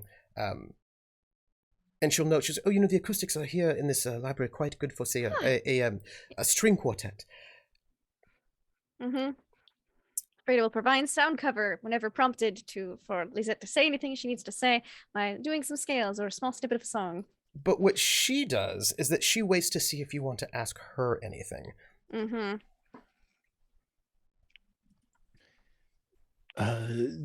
the rest of the occupants of the house know about these woodwork? As far as I know, no. We have some staff who are from the time who would know, but they have not said anything as far as I'm aware. Where you are currently being housed, do you have access to any of this finery? No, I'm afraid not. There is, from the pantry, there's a trapdoor that goes into our cellars, and you can leave the estate. You can get out of the mounts from the cellar, but unfortunately, from where I'm staying in the one of the outbuildings, and I don't have access that way. I mean, I could sneak in, but there's usually no need for that. But I thought that you might wish to know that. Yeah. So to be clear, she's saying that there is a trapdoor to the cellar that goes to the pantry, and the butler's pantry, has access to the walled. Yeah. Okay. Yeah. And she says, in case, she says there are also not full doors, but there are peepholes, as it were. Just a few from the inside. You can check in on people to make sure everyone is all right. So from within, there are ways to view not the main ballroom, but some of the back rooms that you can, and bedrooms and offices. You can just check to make sure no one needs anything or something like this. Very helpful. Thank you. It's good. It might help us be able to get more information if we were to have to host another party here. Yes, hosting parties here I don't know how you got access. It's quite difficult to get. Mostly it's very high-level people. I mean, of course, no disrespect. Oh, I'm taken. But they usually,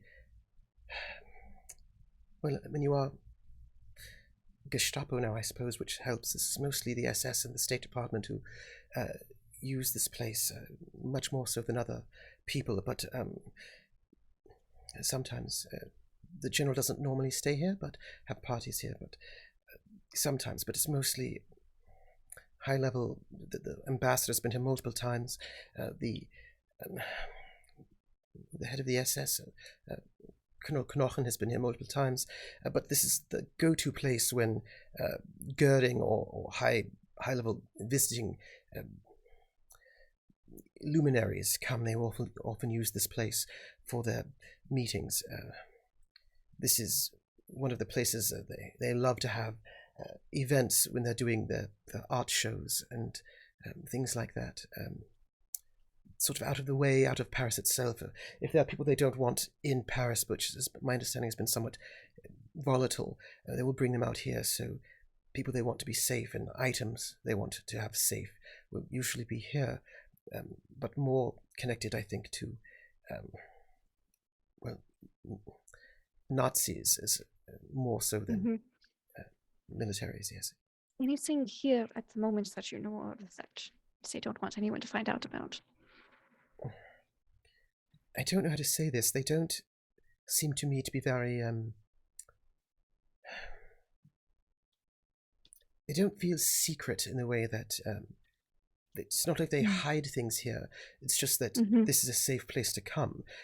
They do not advertise, of course, these parties because the parties are not... Do you know when the next one is? Yes, Göring will be coming for another art event. There'll be, I think he's going to come and steal people's art, as he does. So they're gearing up to another one of these events. Again, he'll be coming in. And of course, his visits are never really secret. It's just that, these. I would say it's more exclusive than a secret, if you know. Understandable. Yes, he'll be coming soon. I don't exactly know the dates, but certainly soon. Do you know if someone were to come in through the exit up through the cellar, do you know where the exit leads to? Or we might be able to find it. The cellar exit, yes. I can show you the grounds of the gardens if you don't mind. Yes, on our way out. Of course. And she will sort of how what a wonderful host you are. As she sort of moves you out from the library into the grand ballroom, because it's actually quite close. And people are now almost everything is mostly broken down at this moment. Yes. And most things are sort of gone and empty. And Siegfried has no idea what most of this conversation is about at all. It's mostly happening because it's in French. Because it's in French. Yeah. And as she takes you out into the grounds, which you've been to, it's this sort of beautiful space, and you move around in this beautiful garden, which was actually quite the fashion at the time. And she's taking you around, and there's she moves through, and she's come this way, and she takes you into the hedge maze. The murder maze, yes. And she takes you through, and she shows you these very specific. When I was a small child, as in case anyone was listening, and you get to the gazebo in the center of the hedge maze, and it's this beautiful gazebo, and it has like a nice sort of table and chairs, and she sits down on the gazebo as if she's a little bit tired, and she taps the floor with her heel. And the floor itself of this gazebo, the gazebo is octagonal. It's in a sort of like a nice octagon with, you know how people who are very, very wealthy sometimes spend a lot of money on very, very expensive wood? So the floor of this gazebo has, which is perhaps not the best thing because the gazebo is outdoors, but it's covered. It's a covered gazebo. Just another display of wealth. It's fine. We don't care if it's outdoors. Yeah. It is another display of wealth. It is. She's old aristocracy, right? It's these sort of concentric patterns of octagons in like with like rings of like dark wood and lighter wood. And when she taps, if you pay very close attention, there's a little hollowness, and the inner octagon you can tell actually is a doorway. There is a door but there is no way. There's no handle, right? So it doesn't look to you like it's very easy to actually get in from the outside. It looks to you like it's kind of like more of an escape than an entrance. You'd have to pry, right? Like it's one of those things. If you like had like a knife or something like that, you could probably pry it up. Yeah. But it's not made to be opened from the outside. But she taps it so that you know that it's there. Yeah. Good to know where you're going to pop up. Because if you're coming to a party and it's a let's explore the murder maze party, you don't want to pop up during the middle of it. Yes. If that's where you're going to pop up. Yeah. Yes. And so she says, come this way. And she shows you there are these beautiful flowers. It's like a beautiful, like sort of botanical garden. Gardens, like sort of beautiful gardens and like shaped gardens. Spring. Oh, yeah. Absolutely. And it was all the bulbs are blooming. Yeah, the place is gorgeous. The place is beautiful. The place really, really looks like something from from picture books about the aristocracy, right? Yeah. And when she finishes the tour, you can see a couple of sturdy maids sort of waiting. Right? And you can see Luke chatting with them. In a kind of a perhaps vaguely flirtatious way, but really in a distracting sort of a way is really mostly what that's about.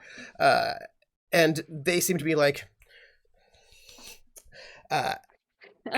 As he's like, and he sees you all coming up, and he's like, "Well, mademoiselle, I have finished all of my work. If you ever need any flowers," he says, "I am always at your service." And he's like, he's kept them not following you, basically.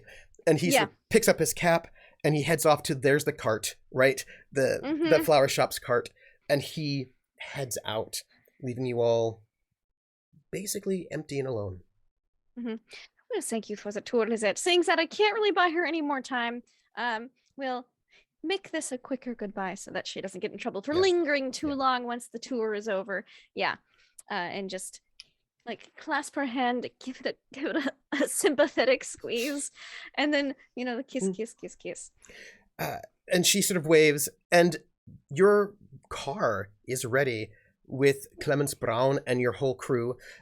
They are there for the last little bit of, no need for an additional roll unless you ask for it. He's just going to basically say, thank you, Countess, for showing us around this place. It might work for a location.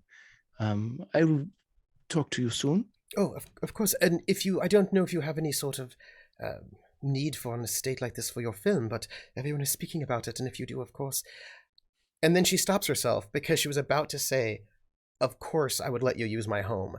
And then she realized that she does not have the authority to say that anymore. And she just kind of lets that. He picks it right up. Yeah. Thank you very much. And she sort of steps back in her way of hostessing, and you can see Adolf Stockmann is not right there. He's at a distance talking to his fellows. It's just kind of, there's a slightly weird vibe that has nothing to do with you all, but has to do with the fact that Clemens Brown and people are like, we're the most badass people. Like they just like, Clemens Brown clearly thinks he's special forces, and he is just not. He's like a sergeant dude, right? But like, there's a whole kind of like, we did that to him. You did do that to him. You did that to him, and he is like, he feels like just like a normal guard dude. Now he thinks he's hot shit. He really does think he's guard booth. Yes, he was working a guard booth. But then one day we drove up and said, "My, what excellent bone structure you have." Yep. Yes, and he's not working the guard booth anymore. Create a monster. And you did. And there's clearly like him being like, "Yeah, I'm basically better than all of you like loser guards." and he might have even known them at some point in time and worked with them. He's not even a good actor. No, he's not. But he's clearly, without being very, well, I mean, he's being very overt to anybody who knows these things, that he's throwing his weight around as being like the hero that saved Freida Engel and who's working with he did do that. He did, and he thought he did. And there's a way in which he clearly has raised his self in importance, and he's letting all those guards know it, right, as they are waiting. And you can tell because they pulled the car up in such a way as to be on full display, and it is nice, and it is shiny, and it is all ready, and they're waiting, right, for the important dignitaries to come. Yeah. Then when he comes out, I know that there are other vehicles present because we talked. In fact, I think there was 2 vehicles in our caravan when we first got here. So as he comes forward, he's going to do this in an effort not to Clements has his shit going on. He doesn't want to mess him up. So he's going to almost perhaps too peer like when he talks to him. He's going to take his hat from Siegfried, put it on, and he'll say, "Siegfried in the car, Frieda in the car. You, Clemens, as we did before, you trail us. I'm driving today." And then he turns with the hat, and he does a little tip of the hat to the Countess, and he just yells, "Captain, thank you for the drinks." And the captain goes, "Of course, jawohl," and gives a big Hitler salute. And it's that kind of this is the protocol, right? And the Clemens is like, says to the others, like, "Let's go," and they get into the trailing car as if it's like. Pretty gives like just a pleasant German woman wave as we leave. And you head out, and as you head out and drive, trying to lose them. No, drive towards Paris before we go to break. As you move into the city, as always, you see the red, they're like playbills, but they're not, right? Big posters. The big posters, they're posted everywhere in the city, listing who has been captured or assassinated at this point. And as you're in a car driving, you can't see the details of who they are. But there has clearly been another round of executions in this city that have come through at some point, probably last night or early today. It's been a while for your party. But the posters have come up, noting that some traitors, collaborators, resistance members, somebody has been assassinated. You can just tell from the color of the posters.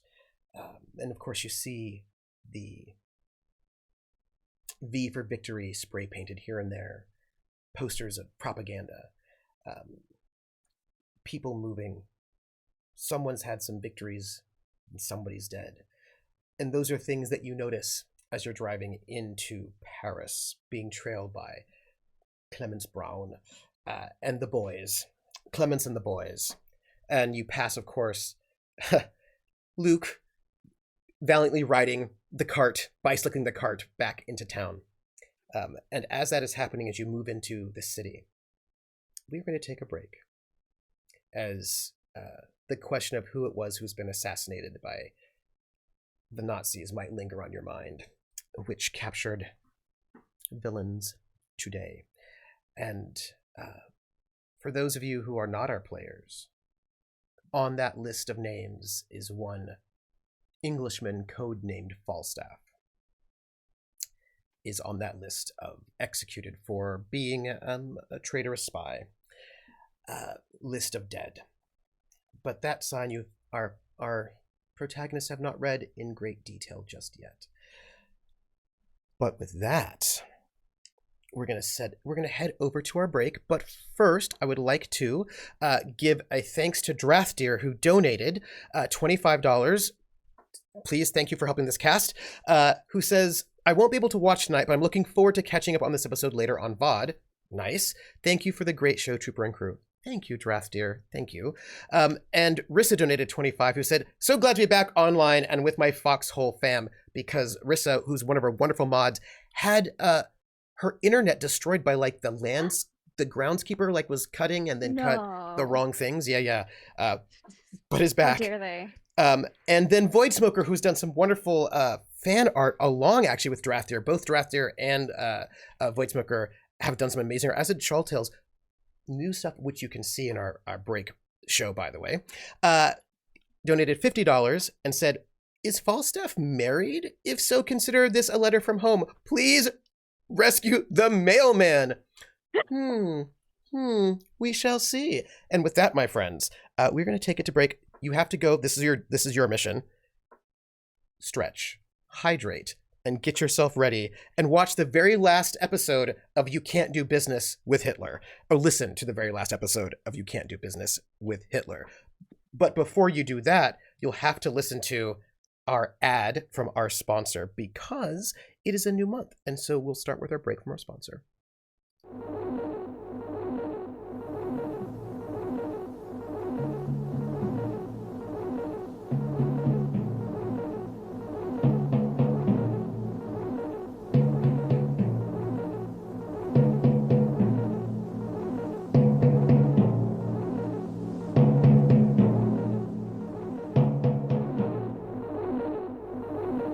This is London, the French speaking to the French.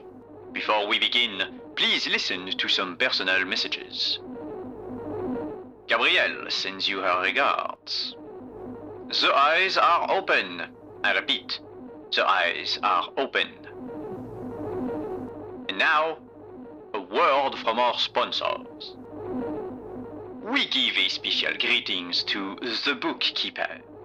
who has recently been promoted to one of the lead editors of the underground newspaper Défense de la France.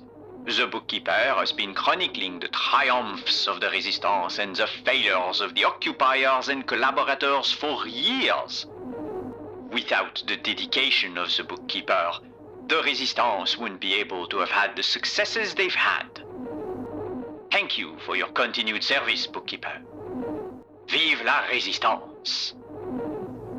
Ici Londres, les Français parlent aux Français. Avant de débuter, écoutons quelques messages personnels. Gabriel vous envoie ses amitiés. Les yeux sont ouverts. Je répète, les yeux sont ouverts. Et maintenant, un mot de nos commanditaires. Nous voulons envoyer nos plus sincères salutations à The Bookkeeper, qui a récemment été promu éditeur en chef du journal clandestin Défense de la France. The Bookkeeper a ainsi fait la chronique des triomphes de la résistance et des échecs de l'occupant et de leurs collaborateurs pendant des années. Sans le dévouement de The Bookkeeper, la résistance n'aurait pu avoir eu le succès qu'elle connaît. Merci, Bookkeeper, pour vos bons et loyaux services. Vive la résistance!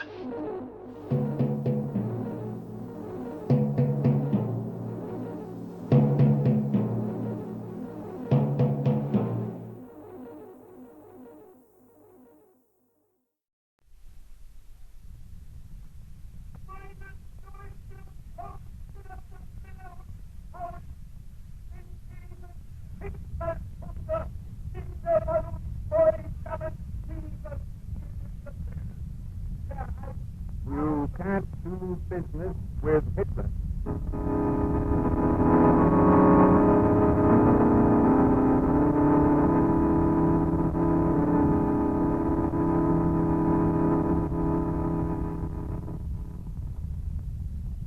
We are now at war. There are but two alternatives, total victory or total defeat. There can be no such thing as a military stalemate that would result in the survival of Hitlerism. That is the opinion of a man who knows. Douglas Miller, for 15 years, commercial attaché to the American Embassy in Berlin. Presenting a radio series entitled, You Can't Do Business with Hitler. Episode 12, Money Talk with a German Accent.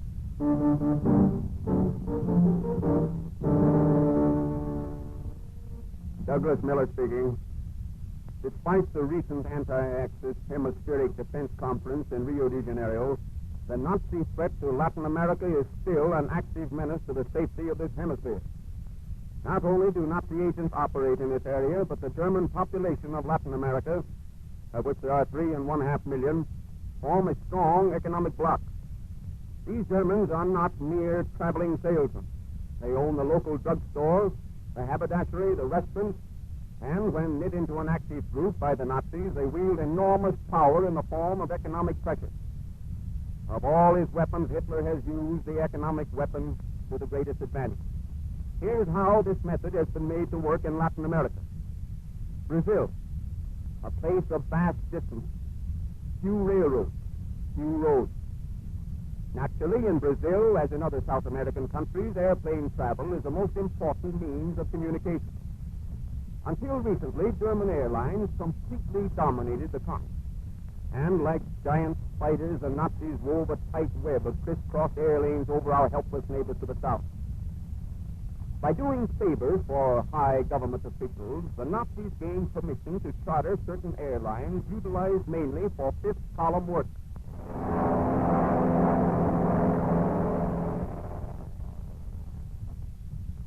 You like the trip, Senor Poetti? Si, senor. Very enjoyable, senor, very. You know, senor, it is not often I have been in an airplane. That is good. The man who practically controls air travel in Brazil, and it is not often he has been in the air. Well, senor, it is the truth. Your family, I understand they live in Fortaleza, an out-of-the-way place. Have you never wished there was an airport there so you could visit home more frequently? Fortaleza? Senor. Who would bother with an airport there? Perhaps you wonder why I arranged this flight for you, Senor Poetti. It was to show you the beauties of Fortaleza from the air. A wonder. Muy hermoso. Muchas gracias, senor. I thought you would like it. Moreover, as a favor to you, we are thinking of extending our airlines to Fortaleza.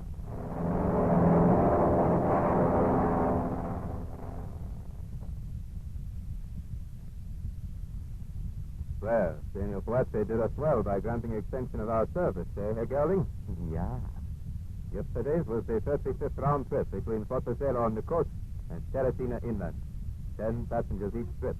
That's 350 more Germans we have smuggled in from Germany to carry on the work of departure. What happens when they get to Teresina? They disappear. Naturally not. They work in the town. They do good work. What they do? Only the Gestapo, my dear Gerling. Only the Gestapo.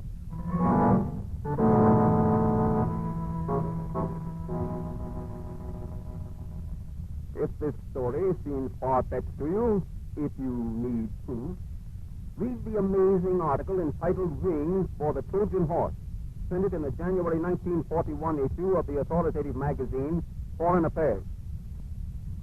Another aspect of Hitler's attempt to tie up the Latin American economy is reflected in the fantastic business deals the Nazis offer South American businessmen. The Nazis do this for two reasons. First, to bring the South American businessman into close, intimate contact with Nazism, even attempting to force him to join and contribute to Nazi fifth column activity. Second, to buy up and store all the strategic materials the Nazis can get their hands on, preventing American purchase. How does this Nazi program work out in actual practice? Listen. Senor Sebastian? Yes, what can I do for you? Gottfried Schwab, member of the German Trade Commission at your service. And what is your business, Senor Schwab? You are the owner of several mica mines, Nein? You already know that. Now come to the point. The German embassy has been watching your activities with great interest. We believe you are in a position to make a small contribution to the German labor front in Ecuador. Say 100,000 pesos. To the German Labor Front. Absurd. I'm not the organization. I'm a loyal citizen of Ecuador and no Nazi. This is purely business. In return for the contribution, the German Trade Commission is prepared to purchase all the mica produced by your mine for the next 5 years. All the mica produced here for the next 5 years? Oh, the American and English blockade. I know, but we are placing this order for delivery after the war. You will build warehouses and store the mica until such time as we can take delivery. But we have no way. But what? The mica is sold, Nein. What does it matter when delivery is made? The Americans have a saying. I smell a thief. The Americans are suspicious people. We are offering you a perfectly legitimate proposition. I regret, Senor, to have to refuse. Senor Sebastian, let me tell you a little story. A sad little story. In Berlin, we have something we call a blacklist. This list is given to the Gestapo. After we win the war, the Gestapo intends to pay visits to people whose names are on the list. You have heard of the Gestapo. Senor, we of Ecuador are renowned for our manners. But I am losing mine. Now leave this instant. I am only telling you a story, pointing out that it is an easy thing to be a friend of the Reich, Herr Sebastian. Granting me preposterous, if we do not win the war, nothing will happen to you. The Americans have a good neighbor policy. But when Germany wins, the Gestapo has a long memory. Good day, Senor. Wait. You like to be alive, Herr Sebastian? Michael or murder? I see. I can wait an hour. You will wait more than an hour. I think not. The deal will be closed in an hour, because, Senor, you will discover that the Gestapo are the world's greatest salesman. You agree with me, yeah?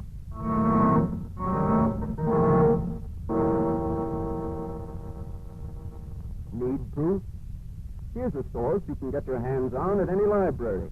John Gunther's authoritative book, Inside Latin America. Read for yourself the story of Nazi coercion in Latin America.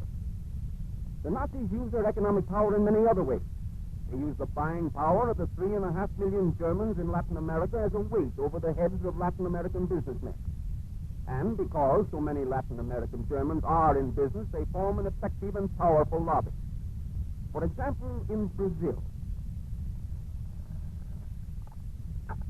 Hello? Senor de Oro speaking. You are Senor de Oro, the publisher? Yes, who is this? My name is Schultz. Heinrich Schulz. Well, I have noticed that your paper does not carry news from the Transocean News Service. Why is that? Senor, we get our German news from reliable sources. Lies. I beg your pardon. I said lies. Those other thoughts. I happen to Now, know that... Senor de Oro, who could possibly know more about Germany than Transocean, since it is the official German news service? It won't cost you one peso. You mean the official German propaganda service, don't you? Now, Senor de Oro, you are unreasonable. Perhaps you don't understand me. You see, I represent the German businessmen of this city who advertise in your paper. I believe these businessmen contribute 90% of your advertising revenue. You mean that unless I carry Transocean news, the German businessmen will withdraw their advertising? Is that it? Don't put words in my mouth, Senor de Oro. Of course, Germans would prefer to advertise in a paper that prints the truth about the Third Reich. Do I make myself clear, Senor de Oro? Yes. I'm afraid you do. Aha, good. A representative of Transocean will be in to see you this afternoon, Senor de Oro. Dankeschön.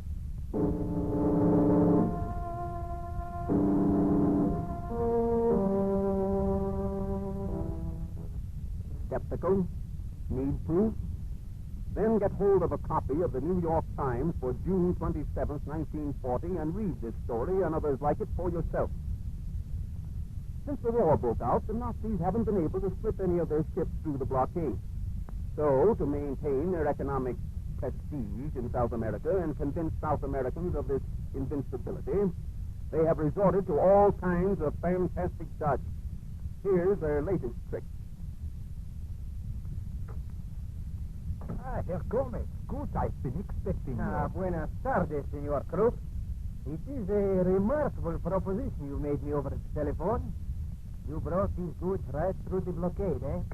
Right under the eyes of these stupid Americans, Herr Gomez. You appreciate that, yeah? But I thought you Germans were short of raw materials. I read in the papers that... Capitalistic lie. Here they are, Senor Gomez. You did the last there. I hope they play as well as the last shipment I bought from you. How can they help but play like the others? They were made in the same factory. It is well known that German radios are superior to any in the world. Very well.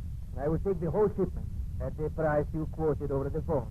Send me the bill. You can find your way out all right. But of course, I still don't see how you managed to get through the blockade. Wait till I tell this to Juan. And be patient. They won't believe it. Good day, Herr Gomez. Buenos dias, senor. Wait. Yeah? Yeah, you're calling me, Herr Crew? Yeah, come here immediately. I have something for you to do. What is it, Herr Crew? I want you to change the labels on those radios. Radios? What radios? They are too...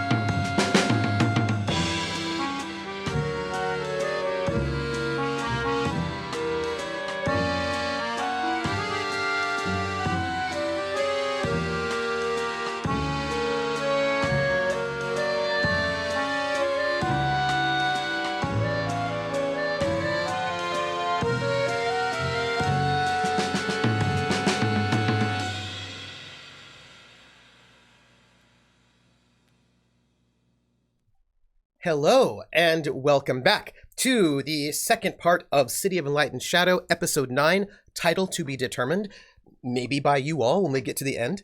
I hope you enjoyed our break. I hope you enjoyed that amazing and wonderful ad. Simon Wandering Soak is here in chat, and it was Simon who did the amazing voiceover. Thank you. Thank you so much, Simon, for that. And it was to, oh, it was so good. And it was to honor, right? It was to honor Willen, who has been, not only as being an amazing sponsor, but has been a wonderful supporter of the show since way back in the day, and has helped me as a GM more than you will all ever know. Because you may not know this is a pretty lore-rich world, in that we build many, many people over time. And if I'm like, what was the name of that one secretary? Roland's like, I was like, thank you. And then I know. Because sometimes my notes are not legible. That is sometimes a problem. So that is that. Welcome back. And we are back on this Wednesday. Now it's sort of late afternoon, early evening. Our folks are driving back into the city. They notice these red posters that happens all the time whenever they murder people through, political retaliation. But they're in a car, so they cannot read what they say. And the assumption that your retinue has is that you're going back to the Hotel Majestic. The question is that true?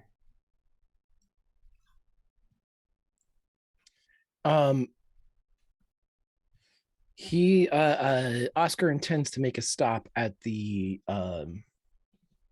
where his actors are housed. And that is you have two different actors though. You have the French actors who probably have their own places, but then you have the German actors that you've shipped in, and they have they've been one of these commandeered sort of smaller, I would say hotel, but those hotels are a bit more boarding house, bread and breakfast, like an extended stay. Yes, exactly, like an extended stay. It's one of those, right? When these kind of it's one of those sorts of places. They have kitchenettes, not kitchens. Yes, exactly. And it's sort of taken over that sort of place. And that is where you have a number of these sort of German actors, including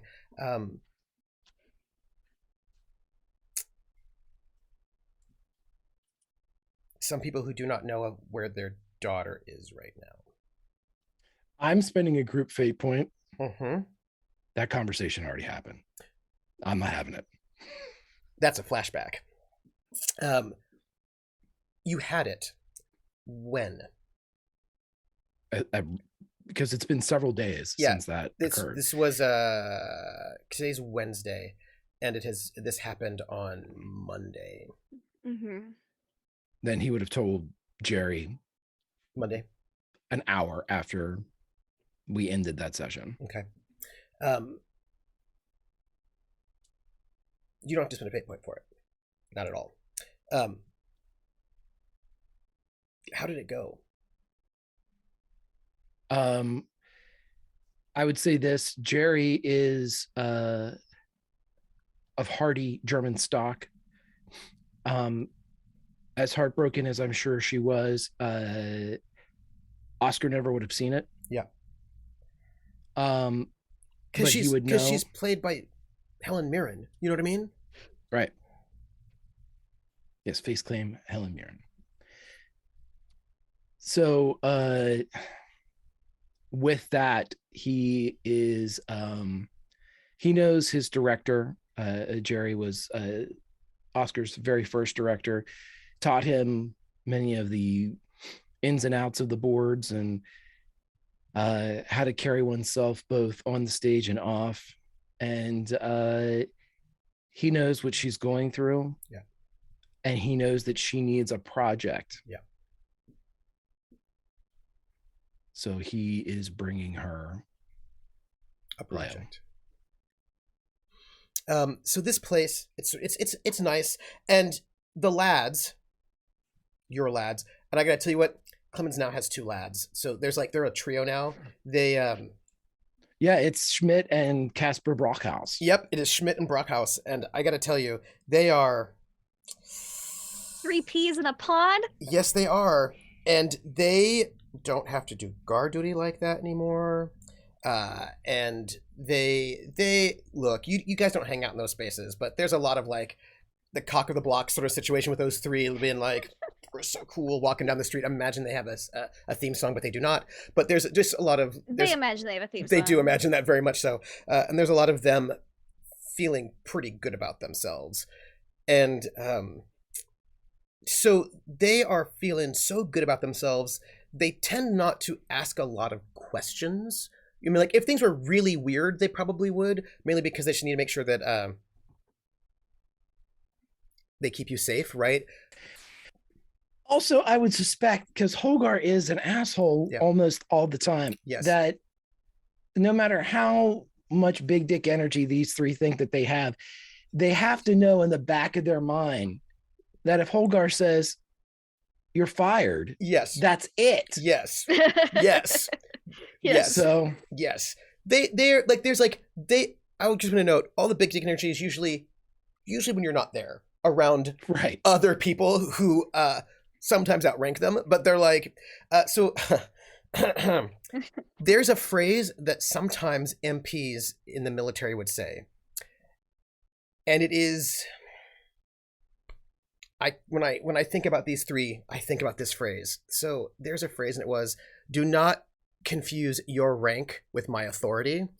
And so there would be these MPs who are like private first classes, you know, who'd be coming up against some general or whatever, and the general, like, you know, give them some hassle and be like, don't confuse your rank with my authority. I was like, you are a private first class and this is a general. Maybe this is not the hill you want to die on. Maybe you want to, like, maybe be a little bit more respectful right now. But like, sometimes when people feel like they're all of that, they can that's those three. Yeah. Yes, it is that. Those are the three. They feel like we may not have the rank, but like we're attached to somebody really important. So like but which means also they don't want to lose it, right? But they also want to make sure that your wife is happy because she throws things at people, and the reputation, she's quite volatile and she gets people fired a lot.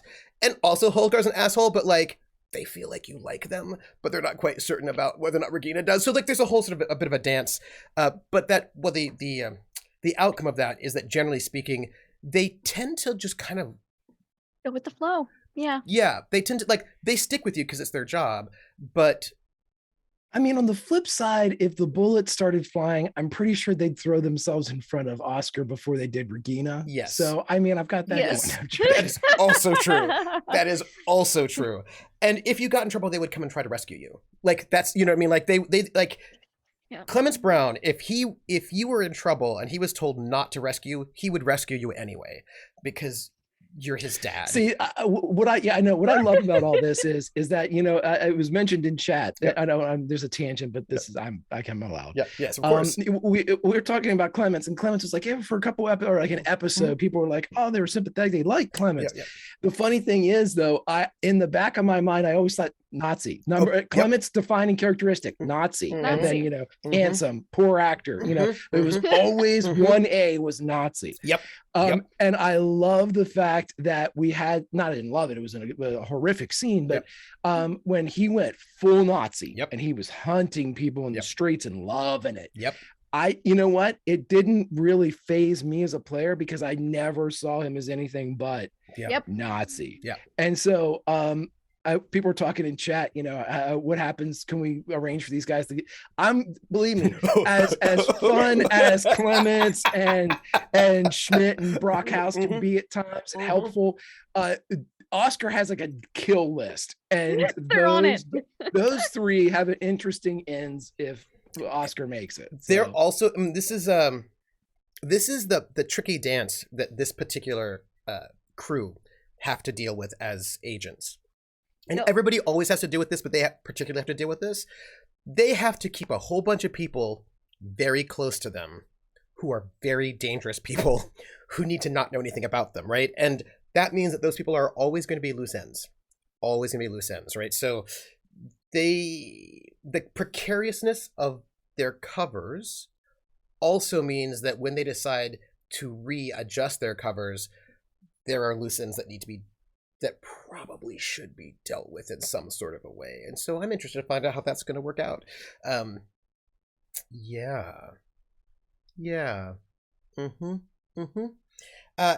So you move into this place, and the boys, which is part of the point, they just stay outside, right? They stay in their vehicle because this is now sort of something that's they're used to this.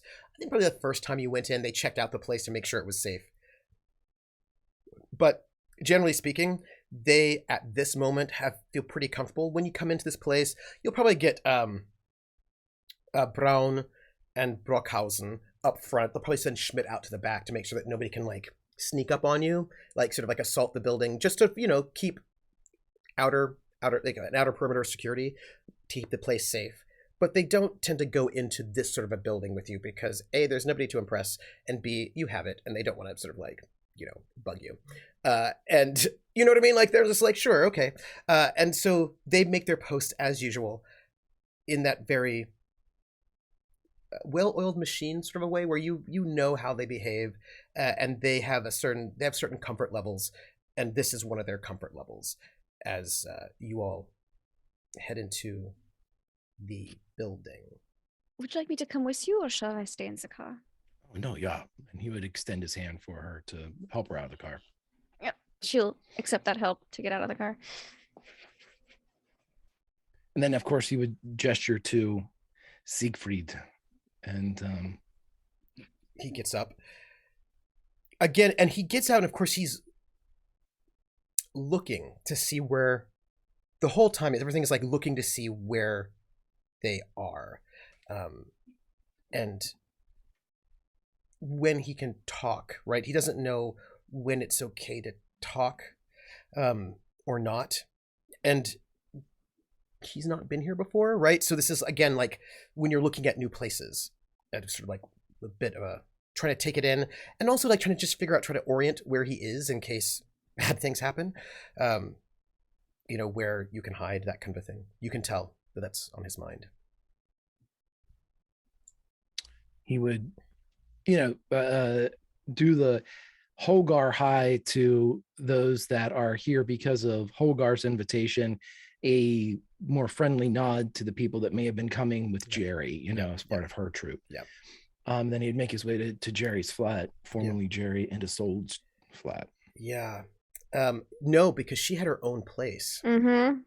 Oh, that's right. She had her all the own pictures place. Of you. Yes. Yeah. And now it's entirely because it was interesting because she was not in the same building as all the rest of the actors. She had a different place, which was a bit of an indication that she was getting some other kind of support. But she had this other place, so she was not living here. And Jerri has got her place it's a nice one, these extended stays. And of course, what really marks quite a lot of it is books, specifically lots of plays and manuscripts. She didn't pack super heavy, but there was a sense that this might be a more permanent move, perhaps, like a way out. And so she took with her the things that she could take that mattered, that would not raise suspicion, right? And most of those have to do with, she has her photo album with pictures of, it's all cast pictures, right? And backstage pictures and cast party pictures and photographs from the stage. And she's got like a pretty heavy one of these sort of photo albums with their pictures of a young Oscar in there somewhere, but the photo album is not, of course, out.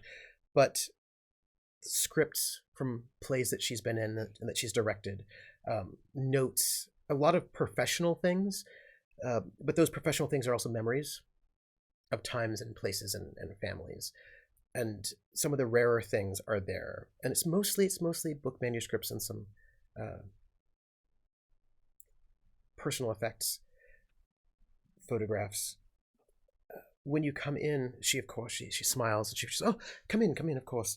And it's that kind of a smile that is like, everything's going to be fine.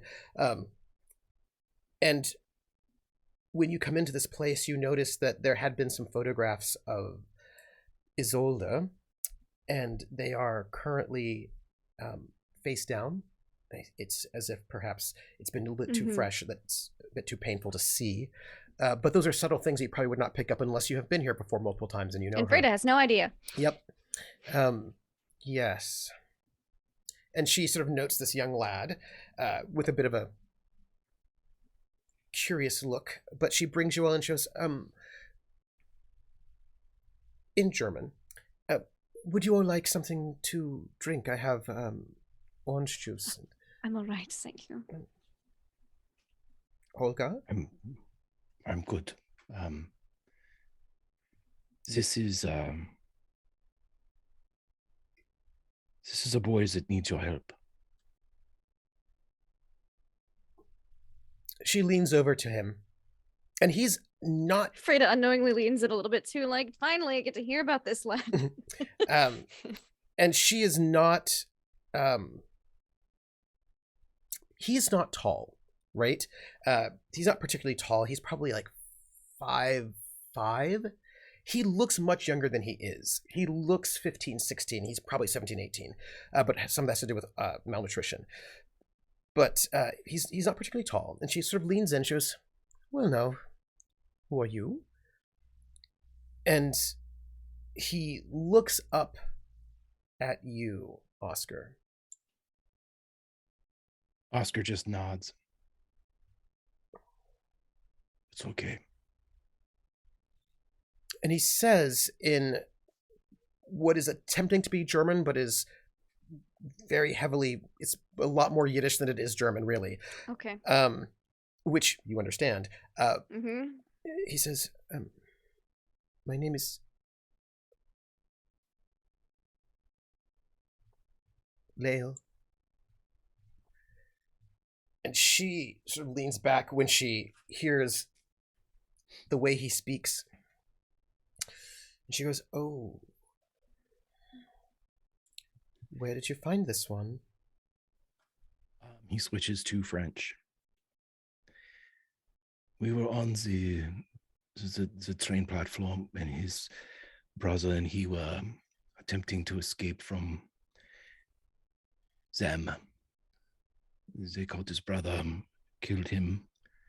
I was able to convince them that he was kidnapped by his own brother, a man that he had never met, and that he was here to seek refuge in the cinema. I put one of our bills of employment on his person, and they bought it. I will have to work a little harder to sell the entire thing, but the hard part is over. The boy is rightfully in shock. I told him to play that up, to remain quiet, but that will only last for so long, because while not speaking is one thing, not understanding the language that you're supposed to know is another. He needs to be someone new. And there's no one better in this world to teach someone how to be themselves or someone else than you.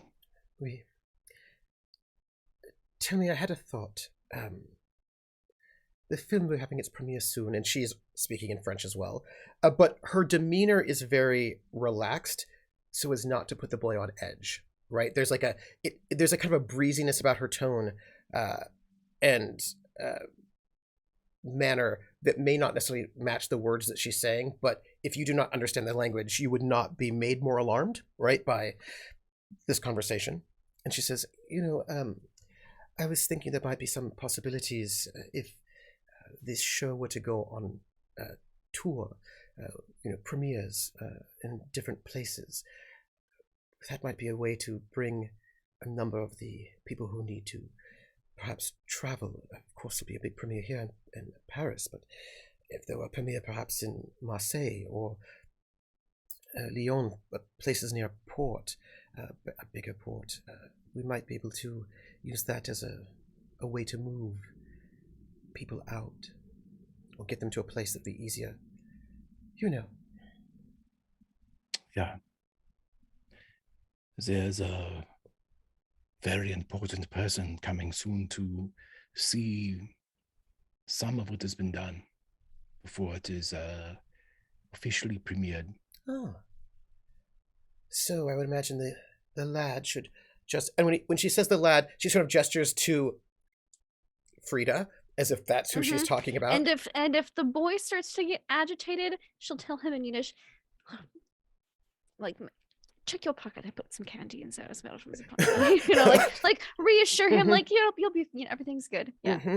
If he starts to look nervous by the just immediate swap in languages. Yeah, because he's like, "What is this? What is going on?" Right? And when she refers to him, she gestures to Freida as if that's who she's talking about. Well, I mean, imagine the lad will probably want to get him out of here as soon as possible. Well, as soon as we can. But I can certainly keep him low. We'll have to get him paperwork, which paperwork I don't think would be much of a problem. I would work on his accent most of anything. Of course. Mostly because they've begun questioning young men of his age much more closely for their work paperwork. Well, he looks old for his age, don't you think? Yes, perhaps. Or perhaps young. Because if he's young enough, then he may not have to work necessarily. That's what I'm saying. He looks old for his age. What, 14? Oh, yes, indeed. I think that's... And she just sort of like adjusts your collar, you know. Yes, yeah, indeed. Perhaps even 13. Yes, we'll have to just go and... I think if we can make all that taken care of, he'll be safer that way. Indeed. Oh, one of the adorable children in the film.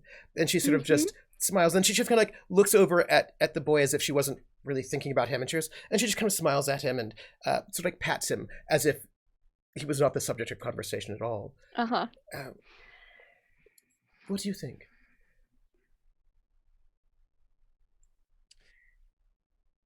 Oscar will just nod, and then he'll go over and stand in front of Leo, and in Yiddish he would say, "Do you have a mother?"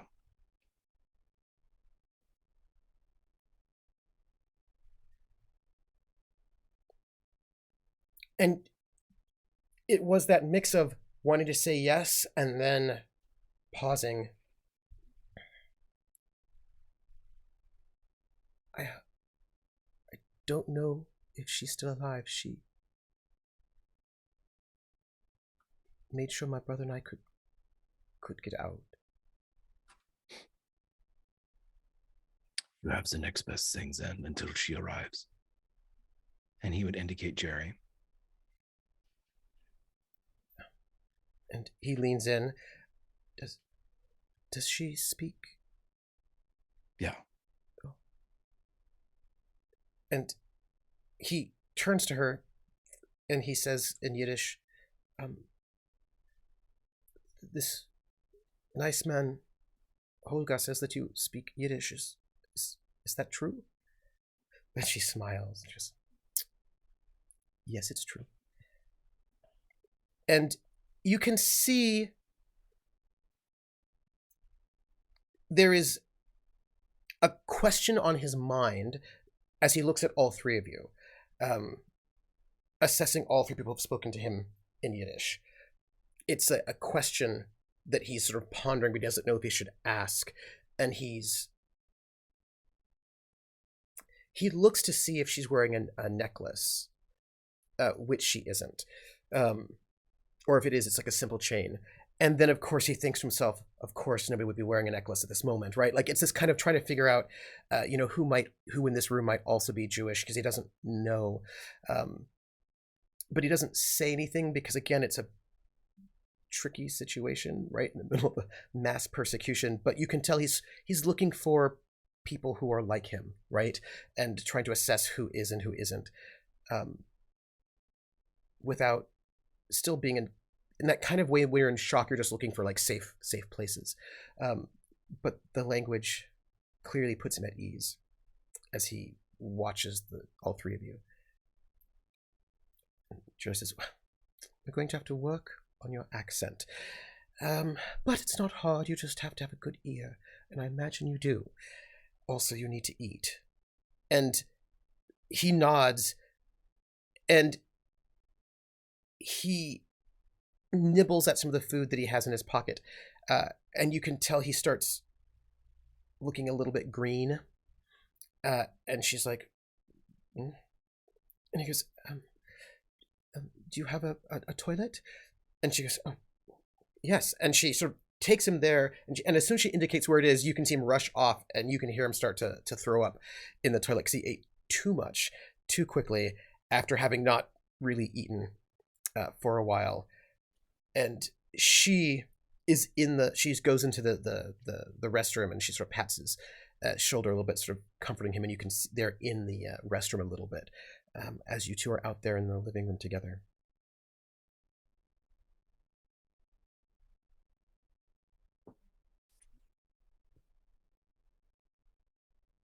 You heard the boy's brother was shot at the train station. Yeah, I'm sorry that you both had to go through that. That is not pleasant. We have seen it plenty of times. It's the boy. I did not want to see it again. Not today. No. You did good. Jerri will take care of him. He will be speaking better German than you and I in a week. I'm sure. Then he'll be fine. Luke can make papers. He's been doing it for my girls at the brothel, so. Yeah, we can leave him here. I'm sure that there's a room close by that they can give him. If she lets him out of here, he may be stuck. I don't know. Well, there are worse places to be stuck. There are. I'm sure he would. The company would be good for him right now. They would be good for one another. And you see her not to be left alone with thoughts. You see her come out, go into the kitchen. She's not really paying attention to you both. Get a glass of water and a small little hand towel as she goes back into the toilet. He would stop her just for a second. Are you okay with him? He needs help, and if there's one thing I'm very good at is dialect teaching. Yiddish and especially Southern German are very close, so it won't be so difficult. It'll be a good thing to do. He mentioned a woman named Jacqueline. He was posting. Mentions it to me as well. I am assuming it's someone that was going to get him out. Yes. He and his brother, but I don't know of anyone. I will ask. He said he was supposed to meet her at the train station, but she didn't arrive, and they were waiting for her, but she didn't show up, and that was probably waiting too long, and so how they got questioned. So I don't know if you know Jacqueline, but that's who he was waiting for. Well,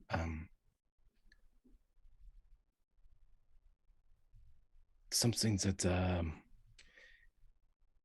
I can look into, but if she saw what happened, or we know it, this type of thing, someone could have gotten to her. Yes. He's. I will look. Yes, I could ask more, but he just said he was supposed to meet. He and his brother were supposed to meet a woman named Jacqueline who was to get them out of Paris, and that she would be wearing blue gloves. But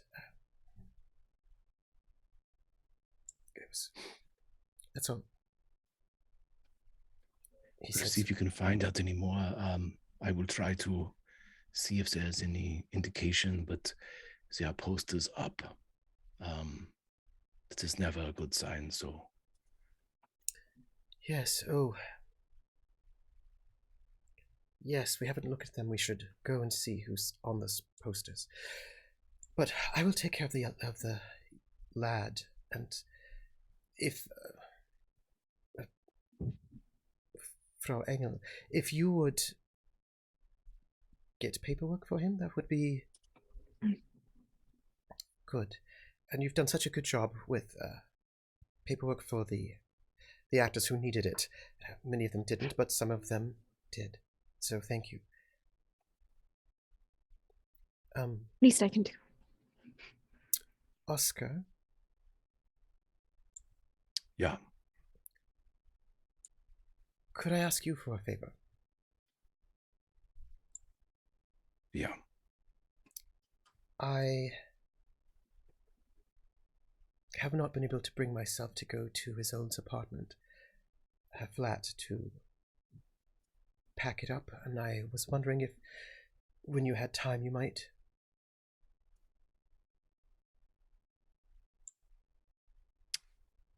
Yeah. And I should say, as your assistant director, that we will need another German ingenue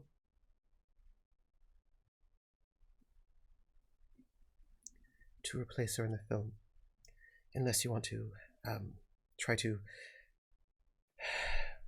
shoot around. I have an idea.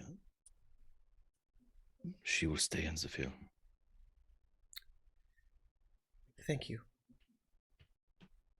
I did not look forward to teaching someone else all of her dance moves.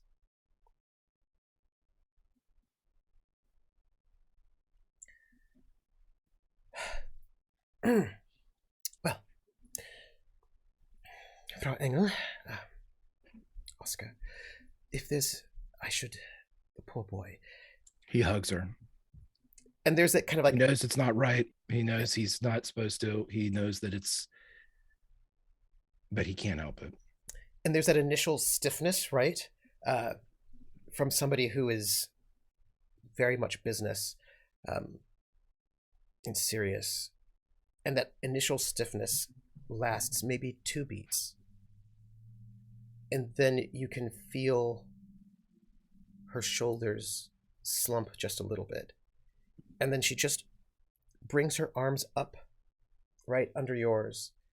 And she hugs you so tight. And she doesn't make a sound. But you can feel her body shake with a silent sob that is not let out, but is still in the body. And there's that kind of moment of allowing herself to be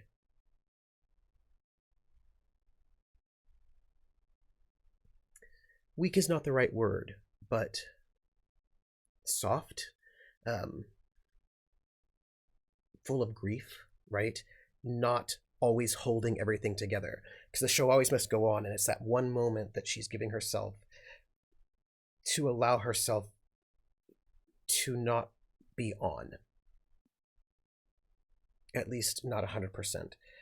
And there's that kind of collapse in your arms for those brief moments.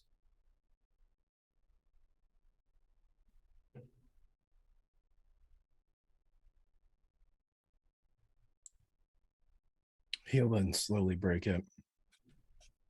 And she just quickly turns away from both you and Freida to adjust her makeup. And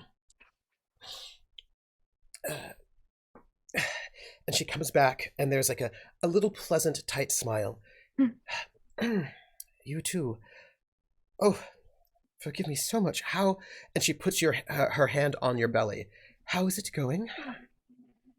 Well, it's going well. Longest I've had so far. Well, you know, there are many stories to say. You should make sure that you sleep with a draft. You keep the window open when you sleep. It's good for your circulation. You shouldn't be in too warm of a room, especially at times like this. And make sure you have a glass of beer every evening before you go to bed. It's good for the baby. Yes, of course. Thank you. If you need anything, let me know. I mean, you are far away from home. Yes, home is where you make it. Yes. And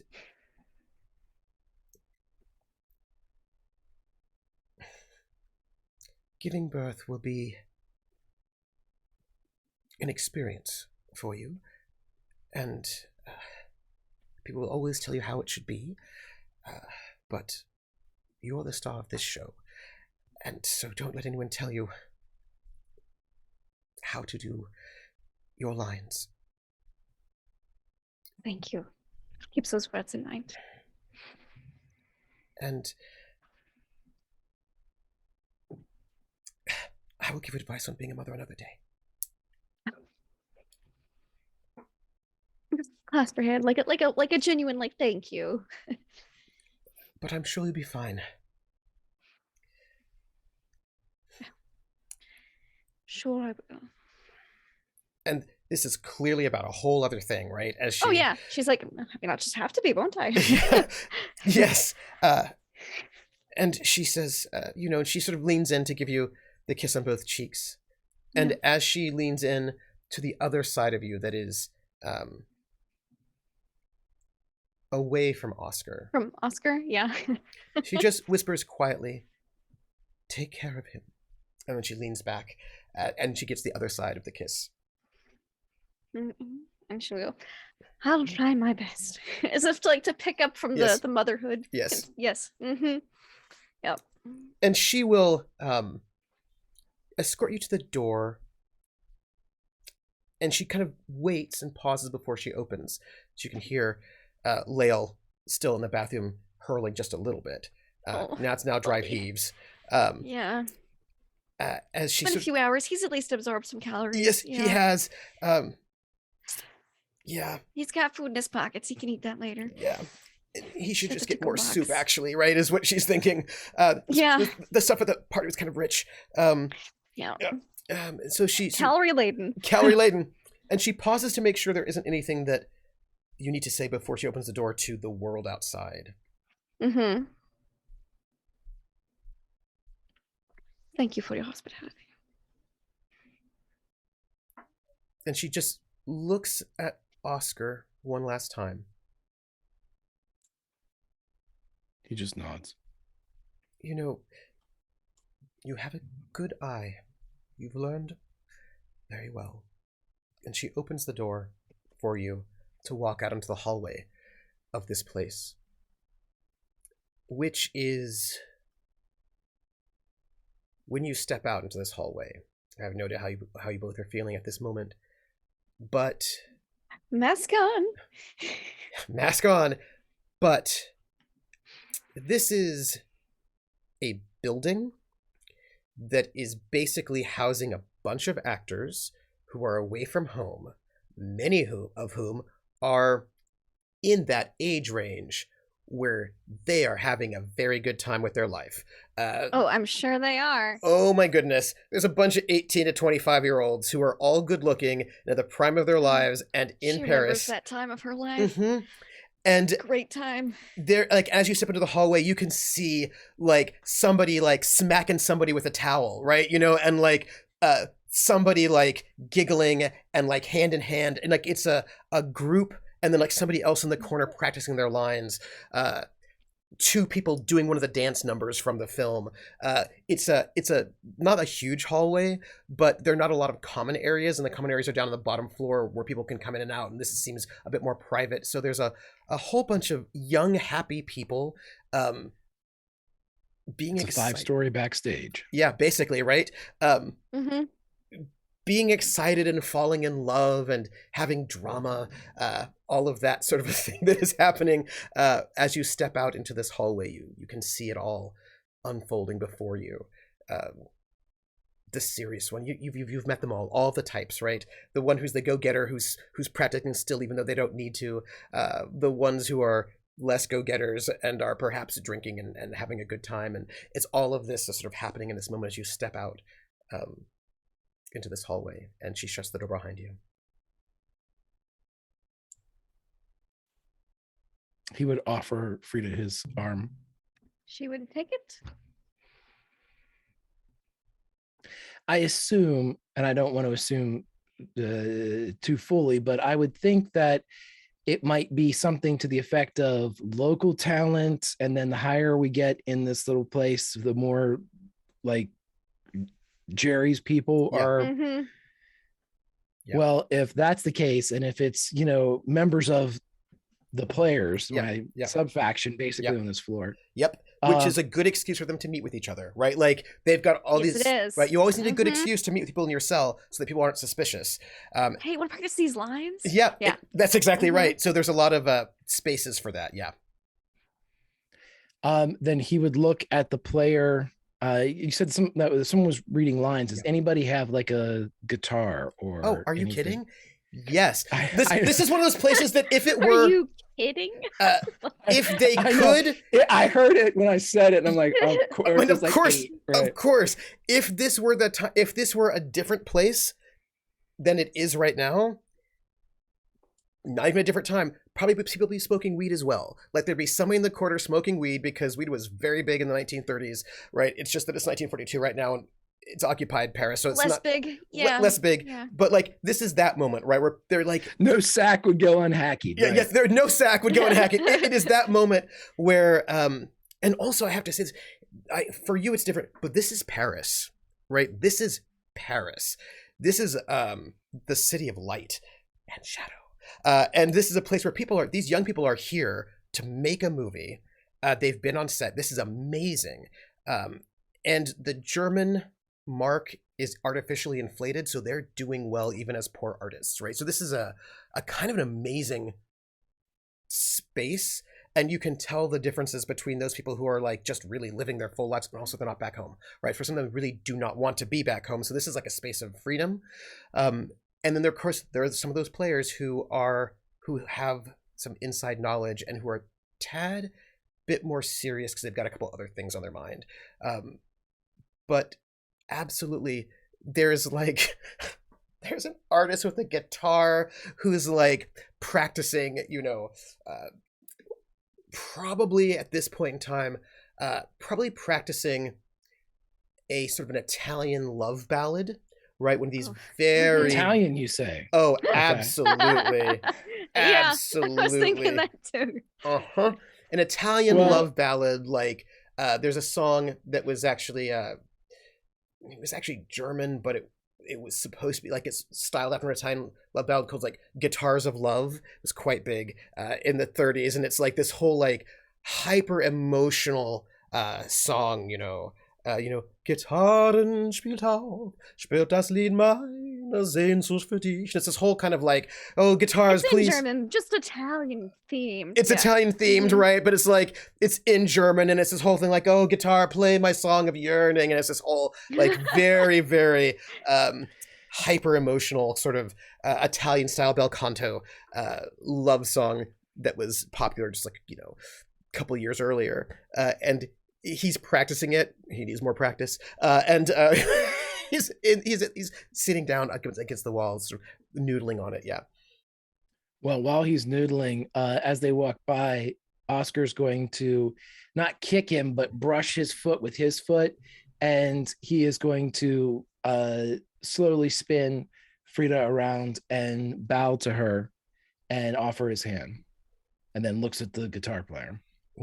And so he will then strike up this song, which, by the way, I would just play here, except for the RIAA. The song is not before 1923, so I'm not allowed to, but I would. Oh, it's from like 19... Cooper and I have some strong feelings about that. RIAA. Anyways. It's the 1930s. It's a song from the 1930s, and I would play it, but I cannot. It would be public domain, and but no.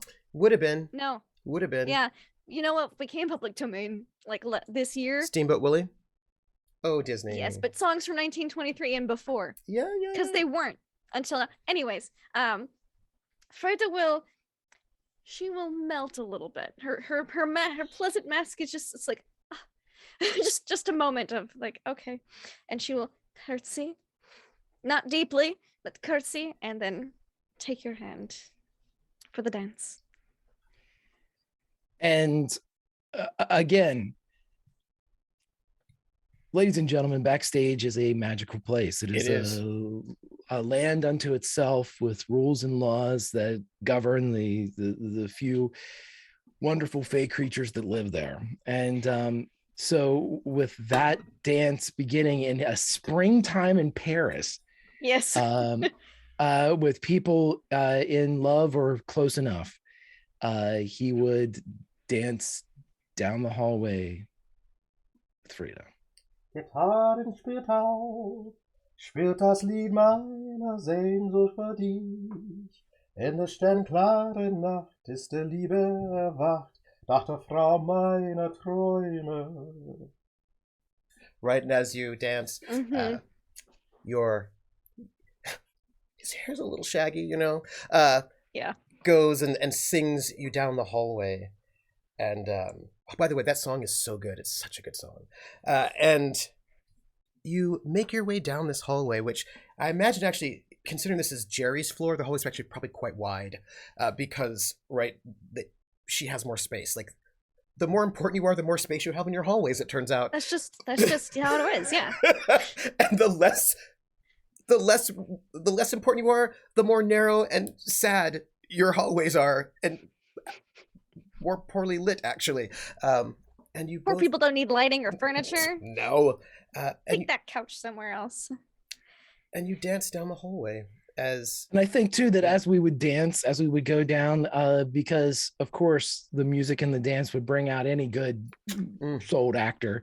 When they would hit the hallway, and I'm only assuming if it's various states of undress. Absolutely. Once we hit the gauntlet of actors, then Oscar would become Oscar and drop the Holgar act completely. He would spin off and he would dance. He would spin Freida to a partner. He would take his own partner as they would just kind of matriculate down the hallway to the music. It's something that is required in this moment to weave among fellow players. Die Frau, die jede Nacht bei mir im Traume erscheint, hat mir gesagt, dass sie es gut mit mir meint. Drum wunsch ich heiß, dass uns in Nacht erreicht. Gitarren spielt auf, spielt das Lied meiner Sehnsucht für dich. Right? And people know the song, and so they go and people start chiming in and singing along, a couple people here and there. Freida would hum along with it. Because it was a hit at one point in time. Like, as a matter of fact, it was probably a hit back when you were young and unmarried to a creep, and having a pretty good time. Like, that would be a moment that was a better moment for you. Oh yeah, and she will. She's pregnant, she's hormonal, she's emotional. She's just gonna melt into this song and dance and experience and pleasanter memories as this moment happens. She's just gonna let herself feel the moment. I have a question. Now, I'm sure you do. I do. I have to, at this moment, pull up a file that I hope will open up here and not over there, because this is where all of this people can see things. I just need to pull up one bit of information because this is important, because of things that are happening on our game board. So I am going to have to ask this question, but I need to find out. You did it. I didn't want you to. There you go. Okay. What? Not you. What? You didn't do it. They did it. Here. Boom. Who did it? Who done it? The computer did it, and I didn't want it to. Okay, so this song was from the year. I will tell you because I need to know for reasons, important reasons. Okay, hello, my friends. What year was this song? This song was from 1934. So this is 1934 is when this song comes out. Hitler's already come to power. You're married with this guy. Just married. I would like to know. Uh-oh. You and Oscar traveled in similar circles for quite some time. We're not best friends, but you had seen each other multiple times. Like the circle chart. Yeah. And we've got there's me, him, and then a lot of the same people in that center. Yeah. And you were often at similar events. Do you know what I mean? Events, parties, after parties. Yeah. Mm-hmm. I suppose I'd like to ask then, this particular love song that was a big hit in 34, when would you have both been in a place back in 34 in the same place when this song was playing? I want to know that question. I got something. I'm ready. Lindy, edit me, because you know what'll happen. I would say that, let's say this song was playing again backstage, not at a cabaret, because they would have been. This is a proper, an actual theatrical house. production. Yeah. Yes. But this would have been not necessarily, because Oscar would have been in transitory time himself, as far as Freida would have been too, doing less shows. Yes. Oh, right. I'm sorry. One moment. Where's my filter? Oh, go on. I would say that this was a brief exchange, maybe one forgotten by both parties until this moment, but there was a time when, you know, there's a gloom now that is hanging over everything, that you know, things are souring. For more than one reason. For more people, right. For people, yeah, right, for everybody. And it's in particular, you know, the theater goers, actors, entertainers, performers are having a harder time with both finding an audience and keeping an audience. But in this moment, for whatever reason, Oscar is backstage, perhaps to see one of his, you know, see Mel or see Greta or see somebody for one of the final performances that he'll get to see them, you know, whether it be as dancers accompanying somebody that's performing, and whether, and I'll allow, obviously, Lindy, you come up with this, for whatever reason, it's almost like that moment at an award show where two people pass backstage, and for a moment, you know, they, for whatever reason, you know, this happens in the theater all the time. If you're in a very small cutway and you both have to turn sideways, when you go through, you'll spin with one another, you know, like almost, you know, someone will say, hey, well, are we dancing? And then you actually will dance to get where you need to be. And it's that moment, you know, maybe you're coming off stage, Oscar just happens to be there, this song is playing, and for a moment you dance. I like that. Yeah.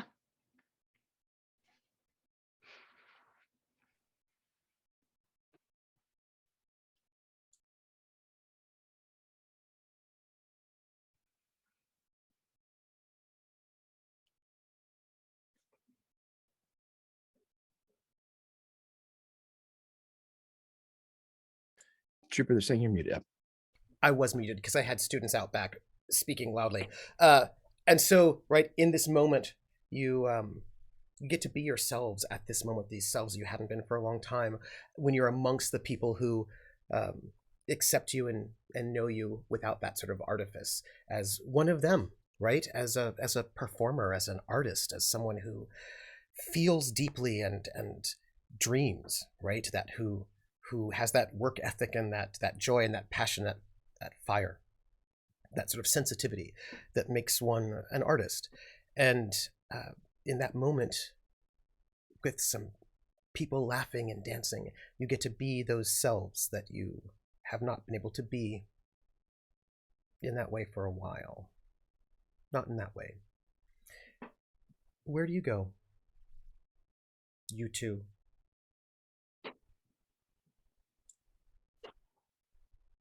Honestly, if it would be like that, I'm not sure that Oscar would leave right away.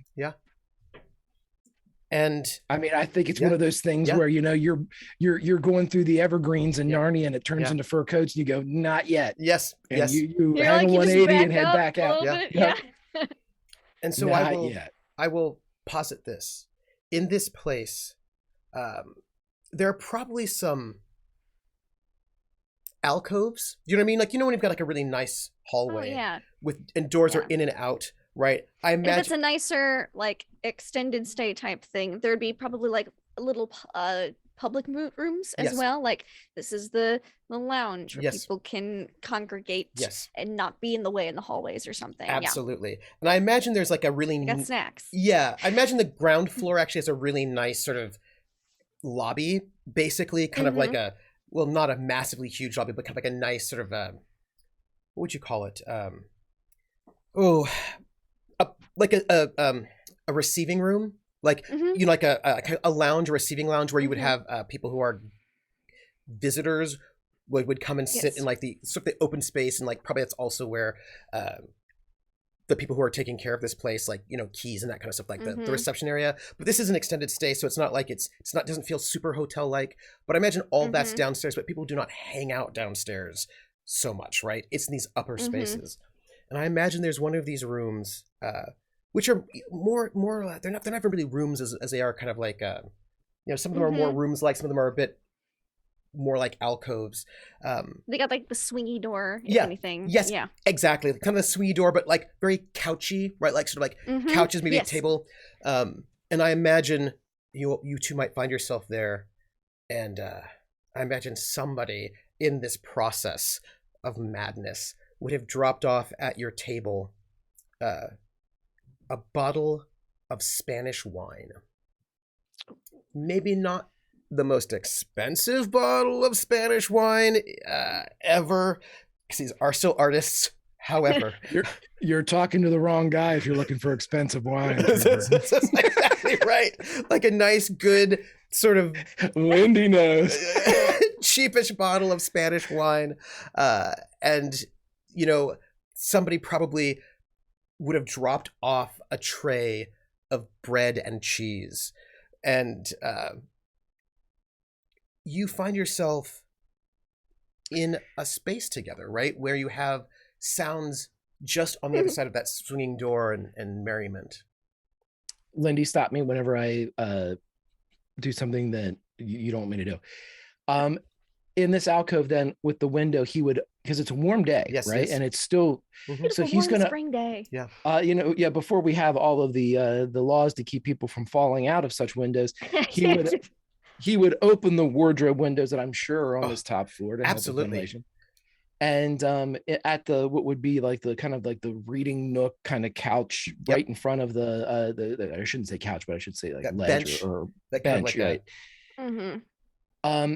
He would set everything up there, open those to let Paris in, and he is going to sit head to toe. So Freida's feet are by him.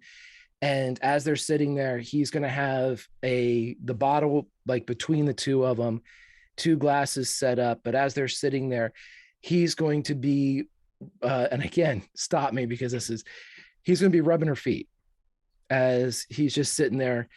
And he would say, "What is your uncle's name again?" Uncle Fritz. It's a good name. He likes it. Do you like it enough?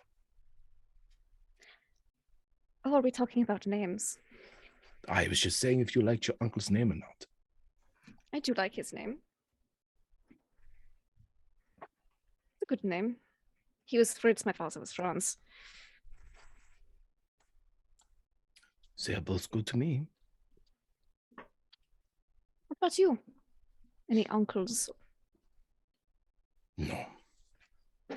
It's all right. There's just like noises of things falling in the other side of the house, and I'm That's slightly concerned. just the actors. It's just the actors. Don't pay attention to it. It's fine. Yeah. Her husband's dead. Who could be making noise? Not a husband. Poltergeists. I should go.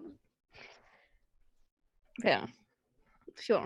Asking about names, and I think she's just got like a cracker in one hand and like a cube of cheese in the other, and she just points to like the round belly that's definitely protruding. I mean, I have some lists. Oh, you do? I've not been consulted. But I wasn't sure if you wanted consulting. Sets the cheese and cracker down on her stomach like a tray table, grabs the wine, long sip of wine, sets it back down, picks back up the cheese and crackers, but with one hand, and then rummages in she probably got a little clutch with her in it. So, I mean, we hadn't really had much time since going back to Berlin and me going off for a couple of months and then coming back. It's like going back to Germany. So we haven't really discussed. She pulls out a piece of paper and she goes, I didn't know how much you wanted to be involved.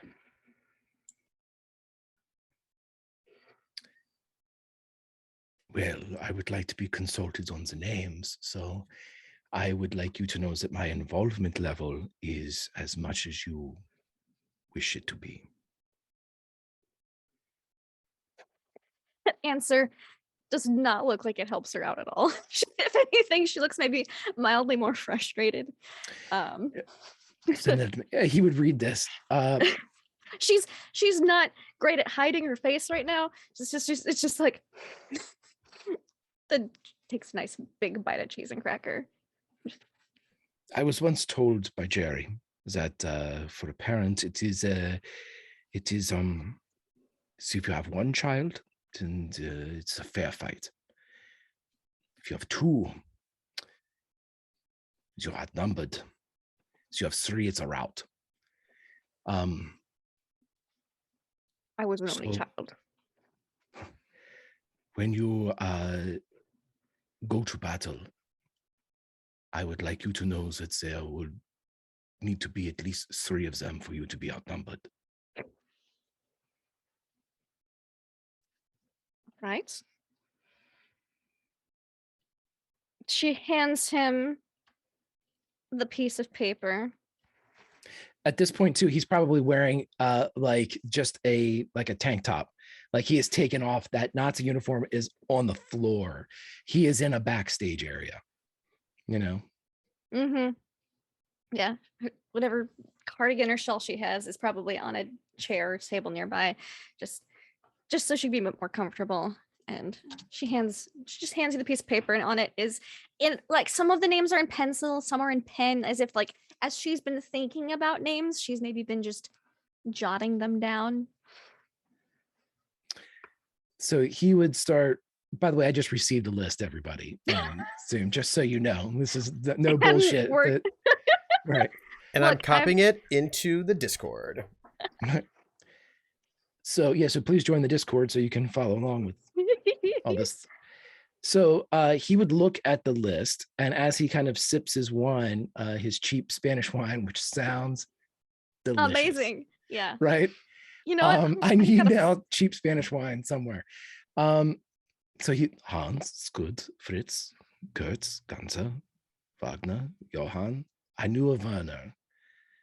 I mean, if you're sold on it, it's fine, but not sold on it, no. You lose a bit of a pill. Girl, Eva, Ilsa, Strid, Bridget. Yeah, all of these are good. Is there a pen in the list or like a pencil? Or there's like one of those small pencils that you would like use to just fill in something. She's got like a pen in her satchel in case she needed the autograph. That's like a nice pen. I think like rolled up in the list. Like list is probably rolled more than folded. There's like a little pencil in it. Like I had to open like a little scroll. He would kind of undo it and hold it up almost like it's could break, and look and just basically with his eyes ask permission if he can add something to the list. Please. He would write down two names, one on at the bottom of each list. And when he would rewind up the writing instrument and hand you back the list, at the bottom of the girls' list, it would say Isolde. At the bottom of the boys' list, it would say Tango. I think she would smirk at the name Tango. Just... I know, but if all else fails. If all else fails, as they say, it takes two to tango. Just a smirk goes up on the corner of her mouth.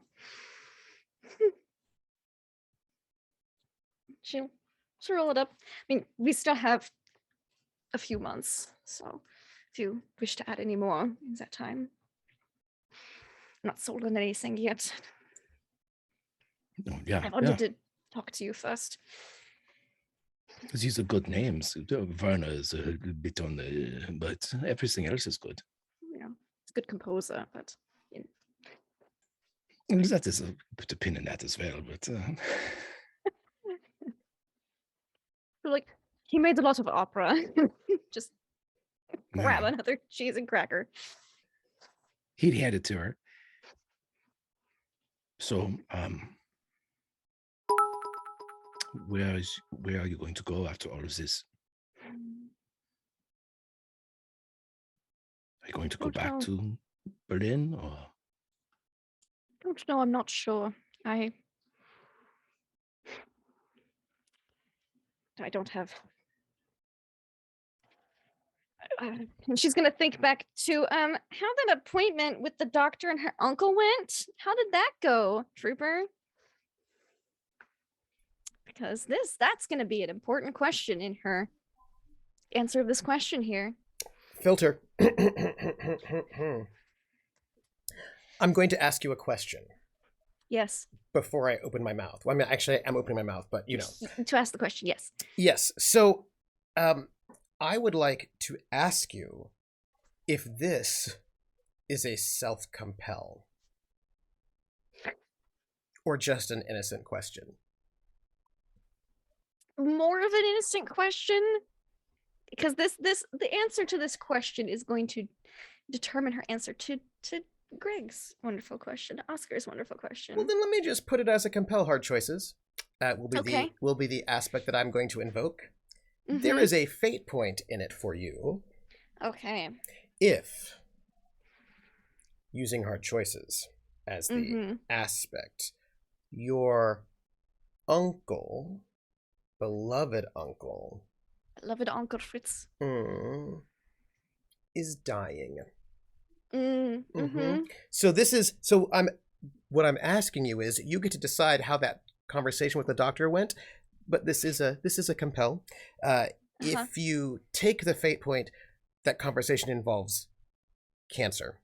If you do not take the fate point, if you pay me a fate point to reject the compel, then he will be okay.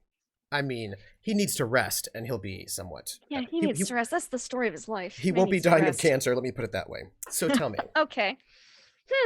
That's interesting. Because I was going to have you surprise me with his health. Not cancer, liver damage. That's also not surprising. Yeah.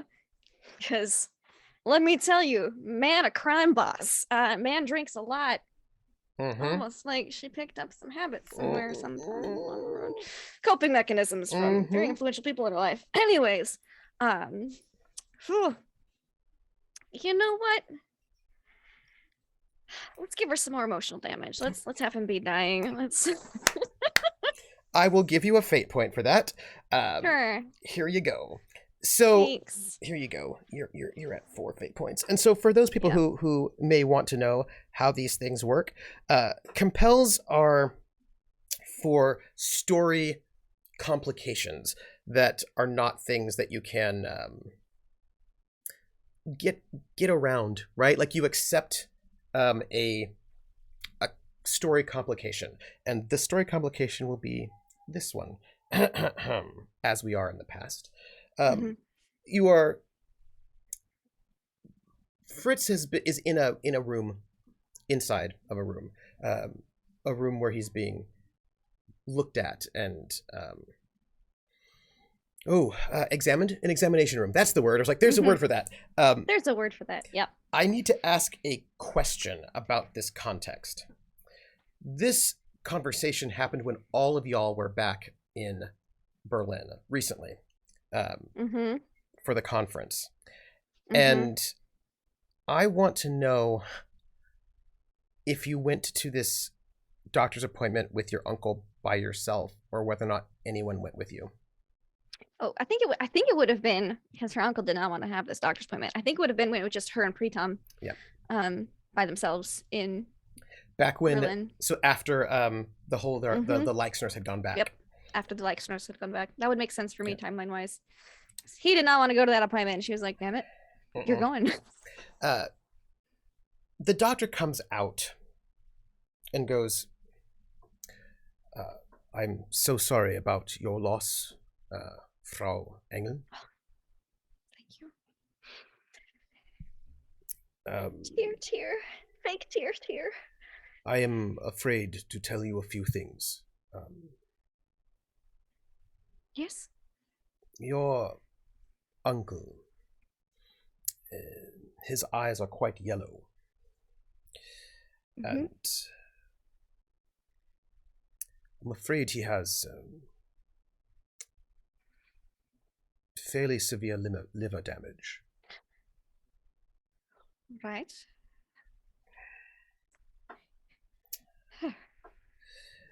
This will probably only get worse over time. Oh. He will. How much time? Well, it depends on how much he keeps drinking. And he will become increasingly confused as the toxins build up in his system. There's not much we can do about this. He will perhaps start hearing voices, not know exactly where he is all the time. When he knows, he will be all right. There are perhaps some medications we can give him. But he will... There will be a moment when his system will give out. I see. He will probably be fine, well, more or less, until that happens. He might feel tired or weak, but his liver's having a problem processing the toxins. It is its job to keep the toxins out of your system, and I'm afraid that his liver's not doing such a good job at that anymore. I see. Thank you, Doctor, for the news. Any medications that he needs, please just bill it to my house. There might be another problem. That's a problem. Yes. Your uncle is stubborn. Yeah. And taking care of oneself is important to minimize this damage. To give him as much longevity as possible. Perhaps what I'm saying is not drinking, not smoking. Do you see what I'm saying? That is his life. I told him this in the room. His response... I immediately look at him to make sure like the doctor's okay. Slight slap mark, you know? It's like, you know, yeah. Probably a bit of a backhand. You can kind of... redder cheek. Yeah, a little redder cheek, and your uncle's sort of like signet ring. He did not respond well to my suggestions.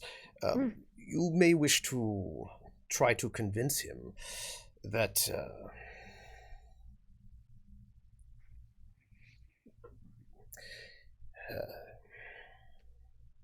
well... Thank you, Doctor. I will speak with my uncle. He will not feel as if he needs help or anything like that. And he will be functioning, but when the toxins get very high, he will start hallucinating, and he'll be confused. He might wander. All right. Thank you for this information. I will do what I can.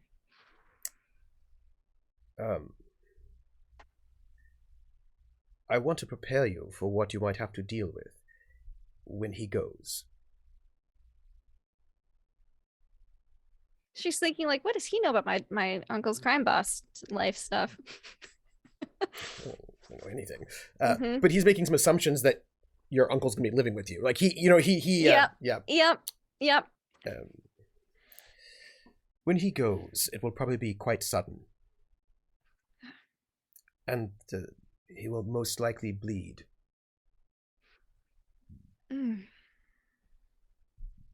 Nose, mouth.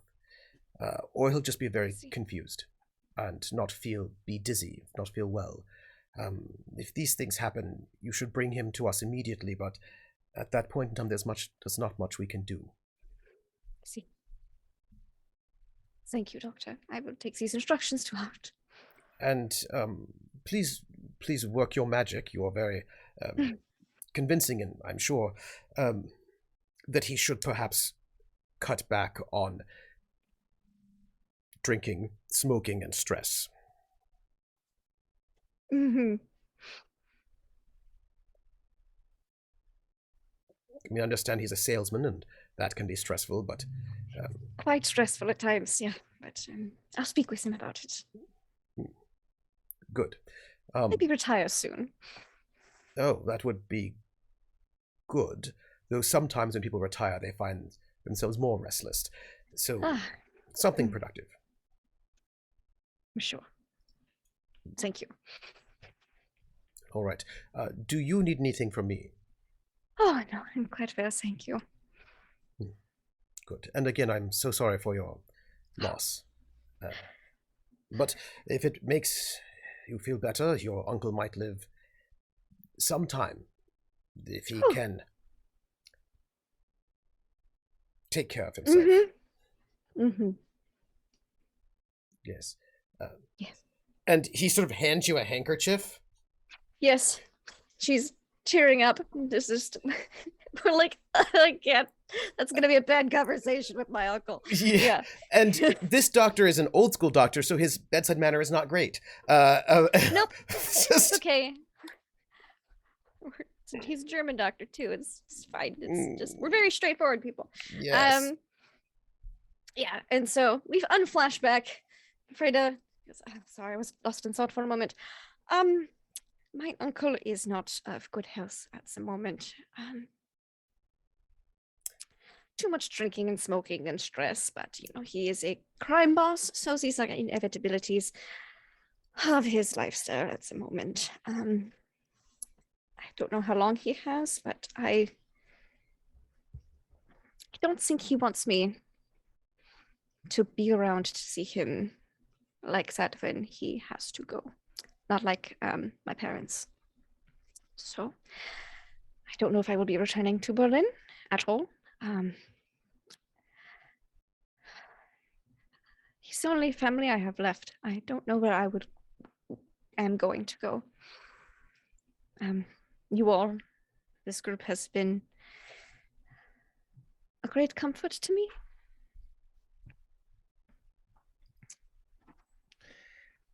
He would gesture not out the window, but back towards the floor with the laughter and the love of the backstage of the fifth floor. And he would say, this is a home to people like you and me. It is anyway. I've been kept away from for too long. But you're back now, right? There's a place that I've been reading about and I've been studying. Is in America, as in New York, is a Broadway. You've mentioned it before. It's so many theaters. It's terrible of me as a good German to say this, but they put there's a rival, Berlin. But it is growing there, and they can say the things that we used to be able to say sometimes, but they have a voice. It's growing. You could be a voice there too. Is that your plan? Broadway? Broadway is since there's Florida, there's artists there. I have read this. Hemingway, he lives. It's good. seems nice.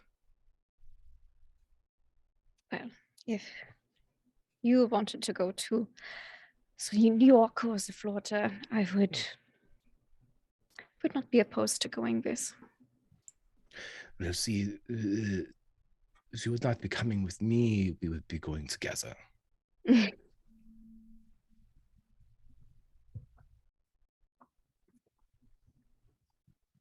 think I might like that. There's a lot of work to do here. Now, obviously, with everything going on and the brothel, I have to find someone who is not as good as me, but decent, better than Tango. Did you know how badly Tango managed that place? It was awful. It's just like, just drinks. Truly no defense. No, yeah, but the decisions will be coming quickly, faster than we can think. I am, as they say, I think I've heard Luke says this slang before, very goes the flow type of person. And I hope you said that in English, because Luke would have said it in English, because all his slang is in English, because he's like a hip jazz kid. Yeah. Mm-hmm. Mm-hmm. And she's not sure how good Oscar's English is, and so then she'll, repeat it in German. It's the American slang, I think, maybe British, but I think it's more American. He's very into the jazz. And as long as you let me know what decisions are coming or what you're making, I will not make any decisions without your consultation. I will not tell you what we are doing, drag you, or you have had enough of that. Thank you. I will be. It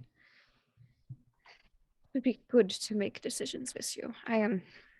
I would, if I have a vote, I would prefer you to make the decisions and drag me. I am done with all of this. Well, I am quite tired of being alone, yet surrounded by people. So I can drag you. I can drag you along and things. Very good at decision making. I await to be drugged.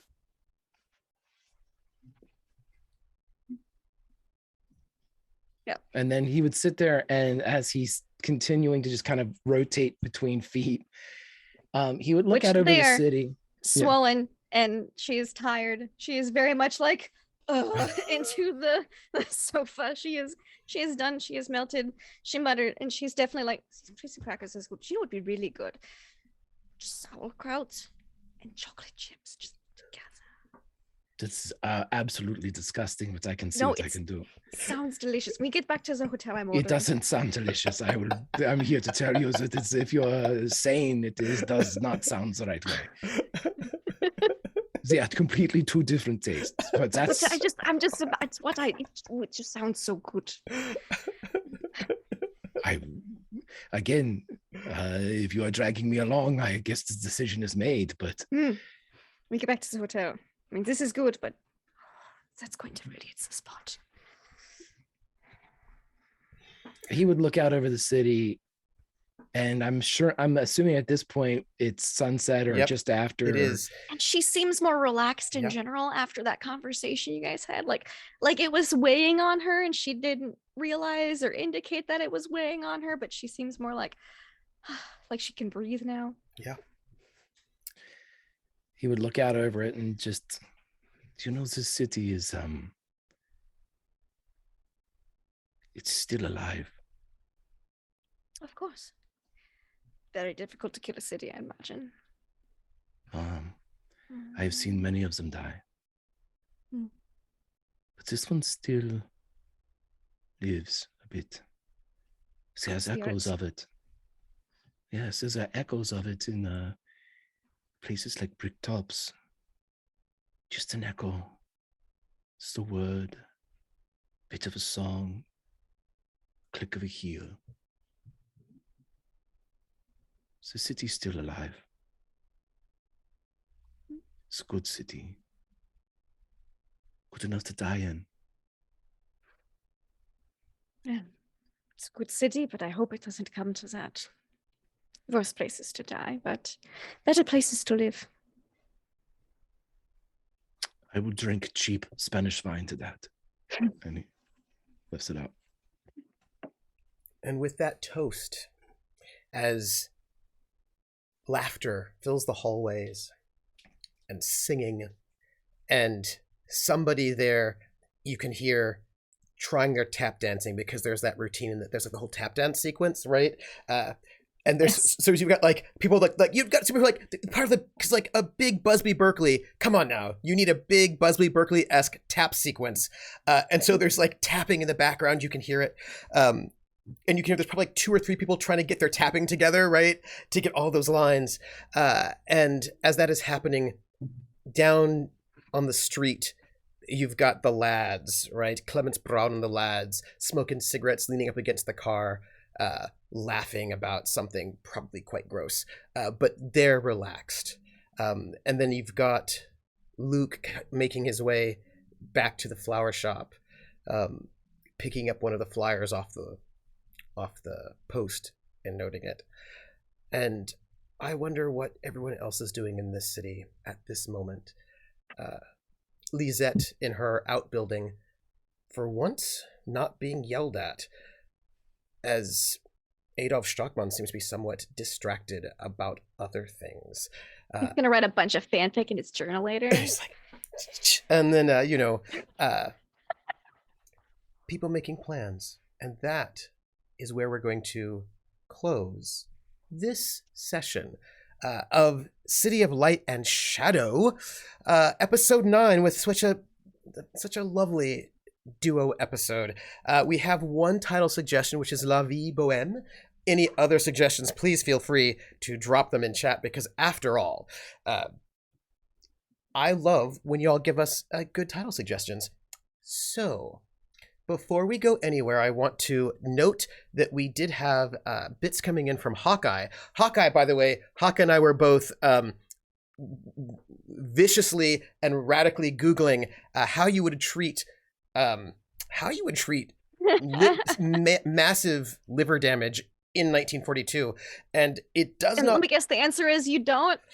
It does not look like the kinds of medication that you use to deal with like ammonia building up in your liver, because this is one of the problems. You get all this ammonia that sort of gets into your blood. That's invented but not used yet medically until later. So it looks like maybe some antibiotics, but mostly like diet, sort of trying to cut out the bad things and trying to have a good diet. So you're just kind of basically trying to do your best until your liver fails. So that's your uncle, who is strong as a bull and refuses to, Yeah, and he's not young either. He's also not young. The man is like 60 something, we said, like upper 60s. He's upper 60s, yeah. He's upper 60s. Not a young guy anymore. He's not a young guy. It was only a matter of time, really. Yeah. I understand that like drinking liters and liters and liters of beer might actually damage your liver, but not everybody actually. And not just beer, other spirits and cigarettes. It turns out that like a pipe, cigars. Yeah. I imagine he's more of a cigar man. Yeah, I think so too. I don't know if you know, but all those ads from the time period, they're like, 4 out of 5 doctors say that you should smoke Chesterfields because they're toasted and much healthier than all the other cigarettes because they're toasted. Yeah, because we're not quite in the filtered phase yet. No. No, it's We're not even in the filtered cigarettes are better for you. It's just or menthols. I think menthols are still a bit. It's just we're in like the toasted tobacco phase of cigarette ads. Yeah. Toasted ones are apparently healthier for you. All the doctors say. And we just got in 100 bits from Willen TW, our wonderful Willen, who says quieter episodes are awesome too. But I'll tell you what, this is actually not that quiet of an episode because things happened. Big things happened. I mean, Lizette's no longer be terrorized as she was, and some secret entrances. Holgar has a boyfriend now, sort of, or something, kind of complicated. And I'm sure that'll be great. Guy. Yeah. So it's great. So I would like us to do our outros, if you would not mind. And I would like to start with Lindy, because I started with Greg last time. Lindy, who, by the way, gave me an interview, and I'm hoping this weekend to sort of do the editing on that interview. I hope so I can put it up for our Patreons. So if you are one of our Patreons, you'll be able to hear the interview I had with Lindy about her character, what's up. And my goal is to get that edited this weekend, because I was able to download all my software that I needed to do just a few days ago. So now I'm like set up for it. I'm very good. You did. Very excited. And I don't know. I'm hoping that maybe the interview we can do this month might maybe even be Greg. I don't know, because I have a lot of questions about Greg, for Greg about his character. I'm so excited. So let's see. But Linda. Yes. Hi. And as far as the interview goes, there might be some questions you've had about Freida or her past backstory and stuff, because we do talk about Uncle Fritz a fairly decent little bit in the interview, and it's interesting. I might learn some fun facts about Freida, but I'm gonna give love first because I do that because I don't want to forget anything. I love that Greg and I were both on the same page with Lizette of being like, we should do something to set it up so that he's nicer to Lizette. Greg was just always just beat me to the punch every time, and I'm so okay with that because Greg is amazing. But you all held also, together. We did, and it was great. And I was like, oh, Freida's gonna ask Oscar for a dance, and then he was like, there's someone in the guitar, Holly playing guitar, and I was like, oh, Greg beat me to the punch again, and I loved it. I was here for it. Yeah. But you had the list of baby names. I did have a list of baby names, and he was like, so what do you think about your uncle's name? Well, how do you feel about that name? I was like, oh, we talking about names? I got names. I've had names on this character sheet. I put them in when I was thinking about them. So it's been since we got Millie, right around when we got Millie the dog is when I made my name list, because there's a lot of notes after that list. I had to scroll up a bit. So yeah, I liked the look on y'all's faces when I was like, I got a list, and then I pasted it in the Zoom chat. Yeah. Things you think 3 a.m. Bathtub thoughts. It's fine. It's fine. I didn't also look up the name meaning of every single name in that list either. Don't worry about it. I'm not obsessive about tabletop RPGs and character thoughts at all. Just awesome. Yeah, and then love for Trooper. I just really liked how he played Stockman, this horrible, terrible Nazi. So terrible. But if you wanted to get lunch sometime, that would be cool. And Clemens Brown and the boys. They just cracks me up. They're terrible people, but even terrible people have life to them. Yeah. They should be more than just terrible people, because that's how things are. Yeah. And I really enjoyed seeing them. And also, Freida really wants to ask what happened to Isolde, but doesn't want to break the mood. And didn't feel like she should ask in front of Isolde's mother. But it's fine because she also has a lot of things to tell the party as a whole when we all meet up back together. But right now, she's just gonna enjoy this time. Have a good cry later, a nice you know what I'm talking about. You can find me online, not having a good cry later, but adjusting Freida's notes of things she wants to talk with certain people in the group about, and in the group about in general, just crossing off some stuff because check some boxes today.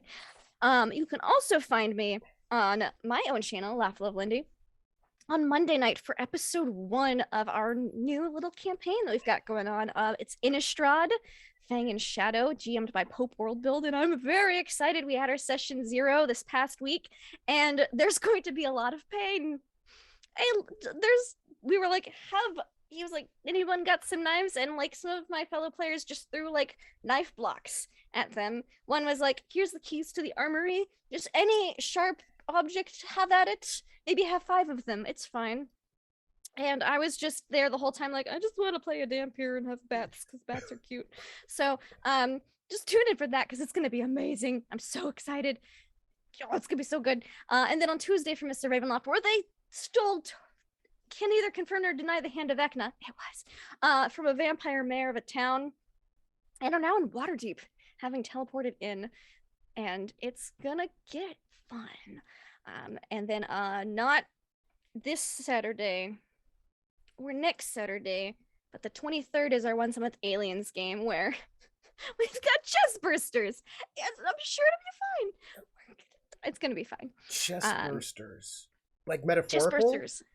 No, I wish it's not. Okay. These people have been drinking royal jelly like it's tea time, and it's not good. It's bad, but I have a couple Saturdays till that. But until then, speaking of Saturdays, you can find me tomorrow night on Praxagorath Asmophoria's channel for some Mechton, where I get to bring in a new character, and they're totally not morally questionable. They're great. Just love them. They're fine. Yeah, it's fine. And then on Sunday, you can find me and Trooper on Praxis channel playing some Witcher. And that's it for me. That's all. Just mostly gothic horror spooky stuff and then some fun other shenanigans. So thank you. Love this game. Goodbye. In which case, let me throw it over to Greg. I don't know what that theme song was, but that's your theme song now, if I can remember it for later. I love it. It sounds like Wheeled Warriors. I'm with it. I don't remember, anybody remembers Jason the Wheeled Warriors from the 80s? But Yes. Anywho, hi, I'm Greg, Grimjack21502.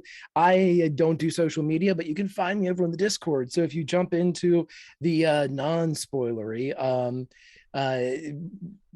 City of Light and Shadows, I'll gladly answer any questions. I'm also over on the Unmade Gaming Discord channel. I run a game over there, the very last episode of which, Atari Twilight. It is a 80s based Tales from the Loop game. We have been playing now for I think it's 4 years. The very last episode of the whole thing is this Wednesday at 8 p.m. Eastern. Wow. And so, and if I make a playlist from my favorite 80s tracks every week. There are 167 songs on it now. Wow. And it's just the best, and a great group, much like here, people that you love to play with, a table that is filled with support and all that lovely stuff you want as a role player and a GM. I will give love to obviously both of my fellow RPers today, who are absolutely fantastic. And when Oscar said the city is alive, the city is still alive, he probably should have said because of Trooper, because Trooper is the city of light and shadows, and it's living. It's Clements Braun and the lads being lovable fucking megalomaniacs. Yes, that's Trooper. That's Trooper. When you're like, wow, they're dickheads, but boy, oh boy, I mean, you might want to have a beer sometime. Yeah. You don't know, you're not real sure. Yeah. You're conflicted. Yeah. Those conflicted feelings, the discussions in chat and all that good stuff.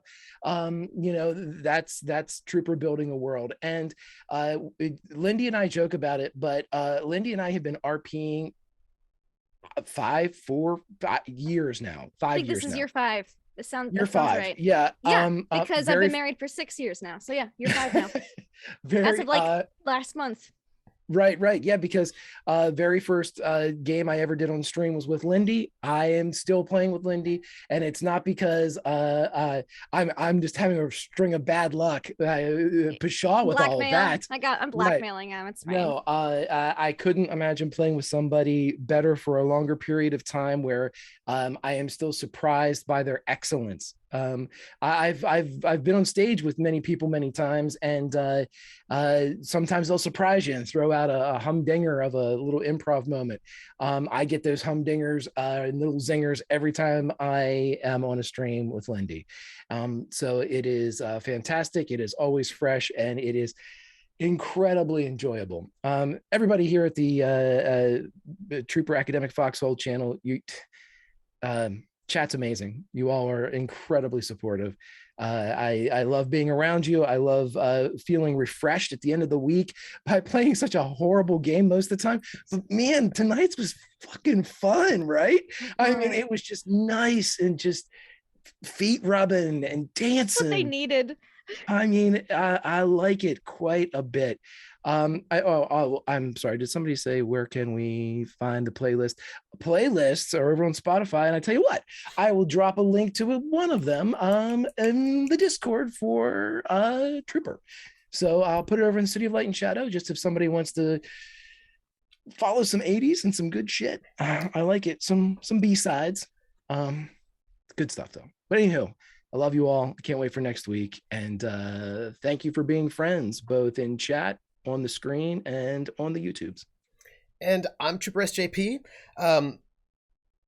Lindy, Yes. do you have a Freida playlist?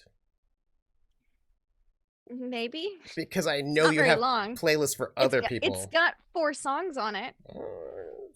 If you ever wanted to drop it in the Discord, you certainly could. And I clearly need to make a playlist since the RA hates freedom, so that I can put it in the Discord too. Yes, That's her 'cause job. they hate freedom. So yeah. She's got a playlist with 4 songs on it. I have been meaning to curate hers a little bit more. I kind of just add songs to my character playlist as I find them, but sometimes I go looking. All right, good. Surprisingly, there's no opera on it because that's her life. I make my songs about them. Yeah. Not, what they would listen to. So. Yeah. By the way, title for this episode is "The City's Still Alive." There you go. That's it. So, my friends, thank you so much. And very special thanks to everybody who supports us. You make it so that the cast can be paid, which means they can buy food for their cats. So thank you very much. And I want to special thanks to our one of our sponsors for this month, Willen TW, the bookkeeper, who exists in our world as one of the editors of one of the underground newspapers. And so just noting it, he's out there in Paris. And so thank you so much. And we will catch you all next week when the full team is back again. And all those rest of the faction actions will take place. And we will find out what our factions are up to, because some of them are nefarious. And some of them are, criminal. And some of them are picking daisies and giving love. None of them are. And that is us for the evening. Thank you. Take care of yourselves. Best. I suppose to say you should find me. You can find me tomorrow, 4 p.m. Eastern, over at Table Story for this season the finale of Tidal Blades, where I play a very, very warm and welcoming fish boy, and there may be a slightly musical surprise involved. So if you want to go see it, you should be there. And that's us. So take care, everybody. And then, as Lindy said, Witcher, Sunday night. Take care. And catch you on the flip side. Bye, everybody.